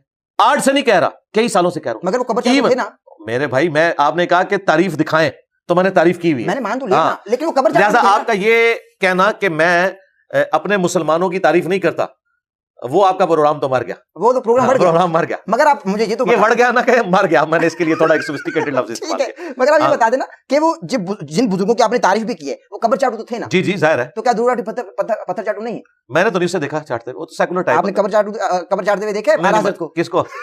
किसको? आला हज़रत को। आला हज़रत तो कहते हैं, उन्होंने तो लिख के फतवा दिया है, उन्होंने कहा है कि उनको किसी ने कहा कि फलां बुजुर्ग ने कहा है, ये आला हज़रत के मलफूजात में है। ये मैं अनकरीब इस पे भी एक वीडियो रिकॉर्ड करवाने वाला हूँ, आप तैयार रहें इंशाल्लाह। आला हज़रत ने जो जो शिरकिया बातें की है ना, उनको मैंने जमा किया, जो उनके बेटे ने जमा किया। उनको किसी ने कहा, फलां बुजुर्ग ने कहा जब भी मुसीबत हो तो मुझे पुकारा करो, ठीक है? तो उन्होंने कहा कि भाई मेरा हाल तो यह है कि मैंने एक ही दर पकड़ लिया है, मुझे जब भी कोई मुसीबत होती है तो मैं उसी को पुकारता हूँ। आम मुसलमान समझ रहा होगा कि वो अल्लाह के दर की बात कर रहे हैं, नहीं, उनका अब्दुल कादिर जिलानी। अच्छा, तो वो तो भाई अब्दुल कादिर जिलानी को खुदा के मुकाबले पे माने हुए। ये जो या जुनेद वाला वाकया है कि या जुनेद कहा तो वो तैरना शुरू हो गया, और जब या अल्लाह कहा तो डूब गया। ये भी मलफूजात आला हज़रत में लिखा हुआ है। कब्र चाटू तो छोटी चीज है, वो तो कहते हैं या जुनेद कहने वाला तरेगा, या अल्लाह कहने वाला डूबेगा। अल्लाह से दुश्मनी की हुई है। कब्र चाटू तो छोटी चीज है। इस तरह की दुश्मनी अल्लाह के साथ ध्रुव राठी की आपने मुझे दिखानी है कि उसने कहा कि जो गॉड का मानने वाला है तबाह हो जाएगा, और जो गॉड का नहीं मानने वाला, मगर अली भाई है तो काफिर ना, मैंने आपको बता दिया ना। नहीं, लेकिन काफिर काफिर तो है इसमें। और काफिर पत्थर चाटते हैं, पत्थर को पूछते हैं। कौन यार, सारे तो नहीं चाटते, वो सेकुलर है। ठीक है, हाँ, वो तो इस वक्त मुसलमानों का मुकदमा जो वो पेश कर रहा है मोदी के सामने, किसी मुसलमान की जरूरत नहीं है। कांग्रेस वो काम नहीं कर सकी। आप जरा उसकी ये वीडियोस देखें, आखिरी 5-6, उसने मुसलमानों का वो मुकदमा पेश किया है जो मुसलमान भी नहीं अपना मुकदमा पेश कर सके, जो कुछ हिंदू मुस्लिम फसादात हो रहे हैं। बिल्कुल सही। बाकी हम अगर किसी की तारीफ करते हैं, अगर मैं आइंस्टाइन की तारीफ करता हूँ उसके कीदे की नहीं कर रहा, ठीक है, शख्स की तारीफ। आप मुझे बताएं, ये एसी अजमेर वालों का बना हुआ है, ये जो गोटा है ये बगदाद शरीफ वालों ने मशीन में बनाया था। अगर आप इसकी तारीफ करें या मैं इसकी तारीफ करूं तो मैं कहूंगा कि आपने काफरों की तारीफ कर दी है। अजमेर शरीफ वालों ने तो नहीं बनाया ना ये प्रिंटिंग प्रेस, या मैं इसकी अच्छी प्रिंटिंग की तारीफ करूं तो गौरा शरीफ ने किया ना। تو میں اس کی اس ایکٹیویٹی کی تعریف کر رہا ہوں، نہ کہ اس کے عقیدے کی. بالکل صحیح. علی بھائی مجھے یہ بتا دیجیے، ہم یہ سنتے ہیں کہ میدان کربلا میں قافلہ حسینی کے مد مقابل علیہ السلام 9 لاکھ یزیدی فوج تھی. کیا باقی یہی تعداد تھی؟ 9 لاکھ نہیں ہے، 22,000 کا لشکر تھا. 9 لاکھ کی تو ضرورت ہی نہیں تھی. ہم سنتے ہیں مجالس میں 9 لاکھ 9 لاکھ کا مجموعہ، میرا خیال 56 ملکوں کی فوجیں. نہیں 56 ملکوں کی فوجیں کہاں سے آ گئی؟ 56 سنتے ہیں ملک کہاں؟ اس ٹائم تو ملک ہی نہیں تھے بھائی. بنو امیہ کی ایک حکومت تھی، اوور آل شام میں بیٹھا ہوا تھا یزید. 22,000 کا لشکر تھا، یعنی 9 لاکھ نہیں تھا. اور وہ بھی امام حسین علیہ السلام جنگ کرنے کربلا نہیں گئے تھے، وہ تو اپنی فیملی کے ساتھ شفٹ ہو رہے تھے کوفہ میں. وہاں سے آپ نے ایک پولیٹیکل سٹرگل لانچ کرنی تھی اور اس کے بعد جو ہے یزید کو تخت حکومت سے ہٹانا تھا. لیکن اس کی نوبت نہیں آنے دی. یہ آپ شیعہ اور سنی پبلک کو ایجوکیٹ کریں. بعض آج کل لوگ کہہ رہے ہیں کہ آپ ڈنڈے اٹھا کے فلسطین چلے جائیں اور یروشلم فتح کروا لیں، تو ان کو بھی بتائیں کہ بھائی یہ آپ جو نظریات اور عقائد بتا رہے ہو یہ بالکل غلط ہے، ایسے نہیں ہے. بالکل صحیح ہے، ٹھیک ہے، بالکل ٹھیک ہے. حضرت حسین ابن علی جو ہیں وہ جنگ نہیں لڑنے گئے تھے، وہ شفٹ ہو رہے تھے کوفہ. وہاں سے انہوں نے سٹرگل لانچ کرنی تھی، جنگ ان کے اوپر مسلط کر دی گئی. کربلا میں جنوں کی فوج بھی آ گئی تھی اور ان کا سردار ظافر جن بھی سرکار حسین سے منتیں کرتا رہا کہ مجھ کو اجازت دیجیے. پتہ نہیں جی ہمارے علم میں تو ایسی کوئی بات. ظافر البتہ المعجم الکبیر طبرانی میں ہے، ام سلمہ نے جنوں کا نوحہ سنا تھا حضرت حسین کی وفات کے اوپر، وہ رو رہے تھے. بالکل ٹھیک ہے. مجھے بس آخری 2 سوال ہیں، میں آپ کی خدمت میں رکھ رہا ہوں انتہائی ادب اور عاجزی کے ساتھ. آپ مسکرا رہے ہیں، یہ آپ کا سٹائل ہے یا جان بوجھ کے ایسے بولتے ہیں؟ نہیں سٹائل ہے. اچھا سٹائل ہے. آپ مجھے مسکراتے ہوئے بہت خوبصورت لگتے ہیں، قسم سے واللہ باللہ تعالی. آپ بھی اچھے لگتے ہیں، مسکراتے ہوئے تو ہر بندے ہی اچھا لگتا ہے. مگر آپ کم مسکراتے ہیں نا، یعنی مسکراتے ہیں نظر کم آتے ہیں. ڈاکٹر اسرار صاحب کی آپ نے کوئی مسکراہٹ والی ویڈیو نہیں دیکھی ہوگی. اگر میں مسکراتا نہ ہوں تو اس وقت دنیا میں سب سے زیادہ میمز میں میری ویڈیوز یوز ہو رہی ہیں. مسکراتا ہوں تو تبھی استعمال ہو رہی اچھے ہیں. لگتے ہیں. اگر میری حصے مزہ نہ ہو تو کبھی بھی میمز نہ بن سکے. بالکل صحیح. یعنی آپ کو میمز ابھی تو آپ نے ہمارے عثمان بھائی کو نہیں دیکھا، وہ کسی کی فوتگی کی خبر بھی مسکرا کے بتاتے ہیں. بالکل صحیح. علی بھائی میں ایک سوال کرنا چاہتا ہوں، ذرا یہ بھی مجھے بتا دیجیے کہ امام حسن علیہ السلام محمد و علی کے بیٹے، ان کے جنازے پر تیر برسائے گئے. تیر برسانے والا کون تھا؟ بنو امیہ کے لوگ تھے، وہ نہیں چاہتے تھے. یہاں آپ اسپیسیفک نام لیں. بنو امیہ کے لوگ یہ کیا؟ مروان کو گورنر مدینے کا بنانے والا کون تھا؟ حضرت معاویہ رضی اللہ تعالیٰ عنہ. تو الٹیمیٹلی یہ سارے تیر برسانے ان پر نہیں پڑتے؟ نہیں، انہوں نے تو یہ نہیں کہا کہ آپ تیر برساؤ، لیکن ظاہر ایک فری ہینڈ تو دیا ہوا تھا، تو بدماشی تو کرتے تھے. امام حسن کے ساتھ حضرت معاویہ پوری زندگی حسن سلوک کرتے رہے. انہیں مال غنیمت میں جو خمس تھا وہ دیتے رہے. یہ شیعہ بھی مانتے ہیں. باقی چند ایک معاملات میں اگر مس ہینڈلنگ ہوئی ہیں وہ ایک الگ بات، لیکن اوور آل حسن حسین کے ساتھ ایٹیچیوڈ حضرت معاویہ کا بہت اچھا تھا. اور ابھی آپ نے بدماشی کا لفظ بھی یوز کیا کہ بدماشی تو تھی ان کی حضرت امیر معاویہ کی. نہیں، بدماشی میں نے کہا لفظ استعمال کیا. ابھی تو کہا کہ کس کے لیے کہا؟ میں نے اس کی بات کی ہے، مروان کی بات کی. تو مروان کو بدماش بنانے پر کس نے مجبور کیا نا؟ ظاہر ہے گھیرا تنگ کرنے کا کس نے کہا؟ اس میں سے نکالنا کیا؟ نکالنا کچھ نہیں ہے، لیکن لوگوں کو ظاہر ہے کہ آپ رضی اللہ بھی کہتے ہیں نا. جو رضی اللہ تو ہم نے ثابت کی، لیکن سوال لے لیجیے. جو محمد کے بیٹے علی کے بیٹے کو بے دردی سے قتل کریں، جنازے پر تیر برسائیں، ایسا ہوا ہی نہیں کبھی تاریخ میں. تاریخ نے دیکھا ہی نہیں. تاریخ کی اتنی ظریفی ہے کہ ایک بار جنازہ گھر سے چلا گیا، وہ واپس گیا ہو، مگر پھر سے واپس لے جایا گیا جنازہ گھر میں. آپ مجھے یہ تو بتائیے کہ تیر اگر برسائے گئے تو وجہ کیا تھی؟ کیوں تیر برسائے گئے؟ اور تیر برسانے والے کو رضی اللہ کہا جائے، یہ دوہرا معیار ہے. دیکھیں پہلی بات ہے، آپ جیسی سچی شخصیت سے یہ تقاضا نہیں کیا جا سکتا. تیر برسانے والے کوئی بھی صحابی نہیں تھا. واقعہ کربلا میں کوئی ایک صحابی ثابت کریں جو یزید کی فوج کی طرف سے آیا ہو. جنگ صفین میں چند صحابہ موجود تھے مولا علی کے خلاف لڑنے والے، لیکن کربلا میں کوئی صحابی نہیں تھا. امام حسن کے ساتھ اس طریقے سے غلط ایٹیچیوڈ کرنے والا کوئی بھی صحابی نہیں تھا. یہ سب صحابہ کی اولادیں ہیں جو ڈیویٹ ہوئی ہیں. رہا یہ تیر برسانے والا، یہ ایک تاریخی واقعہ ہے اور ہم اس کو درست بھی مانتے ہوئے اگر گفتگو کریں تو یہ مروان بن حکم جو مدینے کا گورنر تھا، یہ بیسیکلی اس کا کرنا تھا. اما عائشہ نے تو حجرہ رسول میں امام حسن کو دفن ہونے کی بھی اجازت دے دی تھی. اچھا جی بالکل. اہل سنت کے ہاں اگر آپ نے پوری تاریخ پڑھنی ہے پھر ہمارے اہل سنت کے ہاں تو یہ تاریخ میں لکھا ہوا ہے. لیکن مروان نے مخالفت کی. ٹھیک ہے، جنازہ بھی مروان نے پڑھایا. اگر مروان کے کچھ رشتہ دار بھی بتائی جاتی ہے جناب سیدہ عائشہ سے. کیا شیعہ بتاتے ہیں؟ پتہ نہیں کون سی رشتہ داری ہے، ہمیں تو یہ پتا ہے انہوں نے مروان کو کہا تھا کہ تیرے اوپر اور تیرے باپ کے اوپر لعنت کی تھی نبی اسلام نے. بالکل صحیح، بالکل. ان کا تو حضرت معاویہ کے ساتھ بھی ایٹیچیوڈ بہت سخت تھا حضرت عائشہ کا. تو مسند احمد میں حاکم میں موجود ہے کہ تو ڈرتا نہیں اس بات سے کہ میں کوئی بندہ مقرر کروں اور تجھ پہ چھپ کے حملہ کرے جو کچھ تو نے حجر ابن عدی کے ساتھ کیا. تو حضرت عائشہ تو جب انہیں پتہ چل گیا تھا جنگ جمل کے بعد کہ یہ سب کچھ حکومتی معاملات میں ایک ڈیویشن ہو رہی ہے تو پھر انہیں پوری گیم سمجھ آ گئی تھی. بھائی یہیں سے سوال، حجر ابن عدی سے سوال، یہ ہے نہیں سوال لیکن یہ کرنا چاہتا ہوں. وہ یہ تو بھائی پھر سوال نہیں بس آخری محرم میں کبھی بات کریں. سوال ہی دو آخری محرم میں پھر بلا لیجیے گا نا، پھر محرم میں یاد کروں گا. آخری 2 سوال یہ بتائیے کہ جناب حجر ابن عدی کے آخری الفاظ یہ تھے کہ معاویہ قیامت کے دن میں تیرا گریبان پکڑوں گا. پولیس رات پہ ملاقات جب ہوگی تو گریبان پکڑوں گا، یہ حجر ابن عدی کے الفاظ ہیں. تو اگر جناب امیر معاویہ جنتی ہیں تو جنتی کا گریبان پکڑے گا بھائی؟ قرآن میں تو آیا کہ جب ہم اہل ایمان کو جنت میں داخل کریں گے تو جنت میں داخل ہونے سے پہلے ان کے دل میں جو ایک دوسرے کے بارے میں غل ہے وہ نکال دیا جائے گا. ٹھیک ہے. تو یہ ان جنرل موجود ہے کہ وہ جو غل ہے، ایک دوسرے کے بارے میں نفرت ہے، وہ اللہ ہی نکال سکتا ہے، انسان نہیں انسان کے دل سے نفرت نکال سکتا. اسی طریقے سے المصنف ابن ابی شیبہ میں کہ میں امید کرتا ہوں کہ جنگ صفین میں میرے ساتھی جو شہید ہوئے وہ جنتی ہیں اور معاویہ کی طرف سے آنے والے بھی جنتی ہیں، پھر اللہ کے حضور مقدمہ میرے اور معاویہ کے درمیان طے پائے گا. تو ایسا ہو سکتا ہے اہل ایمان کے درمیان کوئی چیز آ جائے. مصنف ابن ابی شیبہ میں فضائل صحابہ احمد بن حنبل کی کتاب میں کہ سورہ ہجر کی آیت نمبر 47 کے کانٹیکسٹ میں حضرت علی کہا کرتے تھے کہ میں اللہ سے امید کرتا ہوں یہ آیت میرے، طلحہ، زبیر اور عثمان کے بارے میں کہ اللہ تعالیٰ جنت میں جانے سے پہلے ہمارے دلوں میں ایک دوسرے کے بارے میں اگر کوئی غل آ گیا وہ نکال دے گا اور ہم جنت میں آمنے سامنے تختوں پر بیٹھے ہوں گے. تو انسان ہے نا، انسان اپنے دل سے کسی کے بارے میں کوئی چیز خود نہیں نکال سکتا، اللہ ہی نکال سکتا ہے. مرے ہوئے کے بھی ظاہر ہے، جو دنیا سے چلا گیا اس کے بھی ظاہر ہے. انسان کچھ نہیں کر سکتا نا، اپنے اوپر قادر تو نہیں ہے. ٹھیک ہے، صرف زبان پہ کنٹرول کر سکتا ہے، وہ ہم نے آج تک کیا ہوا اللہ کے فضل سے. رات دل کا معاملہ تو ہم کہتے ہیں، لوگ ہم سے پوچھتے ہیں کہ کیا آپ حضرت معاویہ سے محبت کرتے ہیں؟ ہم کہتے ہیں بالکل. جتنی مولا علی حضرت معاویہ سے محبت کرتے تھے نا اتنی ہم بھی حضرت معاویہ سے محبت. بہترین جملہ دیکھیں، یہ چھکا ہم سے پہلے یہ کسی کے دماغ میں نزول نہیں ہوا تھا. میں نے کئی ایک سوالات ان کو قیامت تک کے لیے دفن کر دیا اور یہ یقین کریں یہ اہل بیت سے میری محبت ہے کہ اللہ کی گہری مدد میرے ساتھ آتی ہے. یہ جملے میں نے سوچ کے نہیں بولے، اسی وقت دماغ میں کوئی بات آ گئی اور پھر بدی میری زبان سے نکل گیا. بہترین جملہ جی. سالم الدین کے پاس جا کر میں نے یہ جملہ آپ کا کوٹ کیا، انہوں نے کہا کہ یہ کیا بات ہوئی؟ اس سے بڑی کوئی بات نہیں ہو سکتی کہ ہم حضرت معاویہ سے اتنی محبت کرتے ہیں جو حضرت علی کرتے ہیں. کیوں کہ علی سے محبت نہیں رکھے گا مگر مؤمن، علی سے بغض نہیں رکھے گا مگر منافق. حضرت علی کے پیچھے تو قرآن و سنت کھڑے ہوئے ہیں، ہم تو بھائی حضرت علی والا عقیدہ رکھتے ہیں اور حضرت علی کا وہ عقیدہ ہے جو نبی اسلام والا ہے. سبحان اللہ. ہاں جی، یہ مسلم میں حدیث ہے. حضرت علی جب 100 اونٹ لے کے آئے نا یمن سے حجۃ الوداع کے موقع پر، تو حضرت علی سے نبی اسلام نے پوچھا بھی تو نے کیا نیت کی تھی؟ حج قران کیا، تمتع کی؟ انہوں نے کہا میں نے کوئی نیت نہیں کی تھی، میں نے کہا تھا جو میرے نبی کی نیت وہی میری نیت. پھر کہا اب تم نے جو ہے نا احرام نہیں کھولنا. حضرت علی کا تو اوڑھنا بچھونا یہ تھا کہ جو حضور کا عقیدہ، اور ہمارا عقیدہ یہ ہے کہ جو علی کا عقیدہ وہ ہمارا عقیدہ. سبحان اللہ. امام محمد مہدی جب آئیں گے ان کے ہاتھ میں علم ہوگا، علم کا رنگ کیا ہوگا؟ کالا سیاہ ہوگا. جو اہل بیت میں سے امام محمد مہدی علیہ السلام کو سپورٹ کرنے کے لیے خراسان سے جھنڈے نکلیں گے، وہ کالے سیاہ جھنڈے ہیں. مسند احمد میں حاکم میں روایت. تو اگر شیعہ اپنی چھتوں پہ اگر اسی نسبت سے سیاہ علم بلند کر لیں تو برائی تو نہیں؟ اس نسبت سے تو کیا نہیں کیا ہوا. دوسری بات یہ کہ شیعہ کا جھنڈا تو ریڈ ہوتا تھا، کالا تو اب بنایا انہوں نے، پہلے تو ریڈ ہوتا تھا. مگر پرانے ابھی بھی امام حسین علیہ السلام کے گنبد کے اوپر ریڈ کلر کا جھنڈا. ہاں تو وہ ریڈ جھنڈا چلا تھا. یہ تو سیاہ جھنڈے نے تو شیعہ کی جدوجہد کو نقصان ہی پہنچایا. مگر علی بھائی ایک سوال ہے کہ یہ غم کی طرف چلے گئے بجائے جدوجہد کرنے کے. بہرحال پھر بھی سنیوں سے زیادہ دلیر ہے جدوجہد میں، دلیر ہیں بالکل دلیر، لیکن نسبت سے رکھا جا سکتا ہے ویسے امام محمد مہدی کی نسبت سے سیاہ جھنڈا. جب امام محمد مہدی آئیں گے تو پھر دیکھیں گے.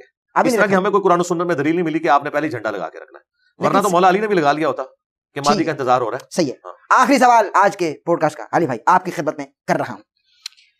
اللہ آپ کو سلامت رکھے، حیات خضر عطا فرمائے، بہترین دلائل کے ساتھ بات کرتے ہیں اور میری رات دن آپ کے لیے بہت ساری دعائیں ہوتی ہیں. یقین کی ہماری بھی آپ کے لیے بہت ساری دعائیں ہیں، کیونکہ جو آپ نے بھیڑوں کے چھتے میں ہاتھ ڈالا ہوا ہے ہمیں بھی آپ کی سیکیورٹی کی فکر رہتی ہے. آپ سے دعاؤں کی درخواست ہے. اب مجھے یہ بتائیے کہ دعوت کا کام جاری و ساری رہے، مگر آپ نے اپنے بعد کوئی انجینئر تیار کیا ہے جو اس علمی کتابی مسئلے پر بیٹھے گا؟ اللہ آپ کو سلامت رکھے. دعا کی تعداد میں الحمدللہ ہمارے ہر اسٹوڈنٹ ہی ہے اسی اکیڈمی میں. دیکھ لیں اگر ہمارا ہر اسٹوڈنٹ ایسا نہ ہو تو دنیا کے سارے مولوی بیچارے میرے خلاف جمعہ کیوں پڑھا رہے ہیں؟ کیونکہ ان کے علاقے میں انجینئر موجود ہیں. ادروائز تو انہیں ضرورت ہی نہیں تھی. دیکھیں ایک بندہ وہاں بیٹھے ہوئے نیپال میں، بھوٹان میں، یورپ میں، امریکہ میں، ہر جگہ. آپ میرا یہ دعویٰ ہے آپ کے کیمرے کی وساطت سے پہلے بھی کہ دنیا کی کوئی مسجد نہیں ہے جہاں اچھا یا برا میرا تعارف موجود نہ ہو. پہنچ گیا ہے نا. اور ہمارے اسٹوڈنٹس آپ کو ہر جگہ نظر آئیں گے، وہ نظر آ رہے ہیں اور وہ ان مولویوں کے گاٹے فٹ ہوئے ہیں. انہیں بتاتے ہیں کہ دیکھو یہ لکھا ہوا ہے، تم کہتے ہو ہم قادری ہیں تو عبد القادر جیلانی تو رفیع الدین سے نماز پڑھتے تھے. تو ہم نے جو امت کو ریفارم کرنا تھا وہ اس پلیٹ فارم سے کر دیا. باقی یہ اللہ کا ڈیسیژن ہے کہ مولانا اسحاق صاحب کے بارے میں یا ڈاکٹر سرار کے بارے میں مودودی صاحب نے کبھی سوچا بھی نہیں تھا کہ میرے جانشین یہ بنیں گے. کوئی رشتہ نہیں ہے، نہ یہ دونوں ان کی جماعت کے رکن. ڈاکٹر سرار صاحب تو چھوڑ ہی گئے تھے جماعت، لیکن ان کی قرآن کی خدمت کی لیگیسی کو ڈاکٹر سرار لے کے چلے اور خلافت و ملوکیت کی جو خدمت تھی اس کو مولانا اسحاق آگے لے کے چلے. مولانا اسحاق صاحب نے سوچا بھی نہیں تھا کہ انجینئر صاحب کے ذریعے یہ آگے کام چلے گا اہل بیت کے دفاع کا. یہ کسی نے سوچا نہیں ہوتا، یہ اللہ نے اپنے بندوں کو اٹھانا ہوتا ہے. بالکل صحیح. علی بھائی بہت قدردان ہوں آپ کا، بہت مشکور ہوں آپ کا. آپ نے قیمتی وقت عطا فرمایا. اللہ آپ کو سلامت رکھے، اسی طرح بہاریں لگائے رکھیں. ناظرین کرام اسی کے ساتھ اپنے میزبان ڈاکٹر احمد نصیر کو اجازت دیجیے. ہمارے چینل کو سبسکرائب کر لیجیے گا، بیل آئیکن کے بٹن کو پریس کرنا ہرگز ہرگز ہرگز نہ بھولیے گا تاکہ آپ ہمارے آنے والے لیٹسٹ اپڈیٹ سے محظوظ ہو سکیں. دیجیے اجازت. اللہ حافظ.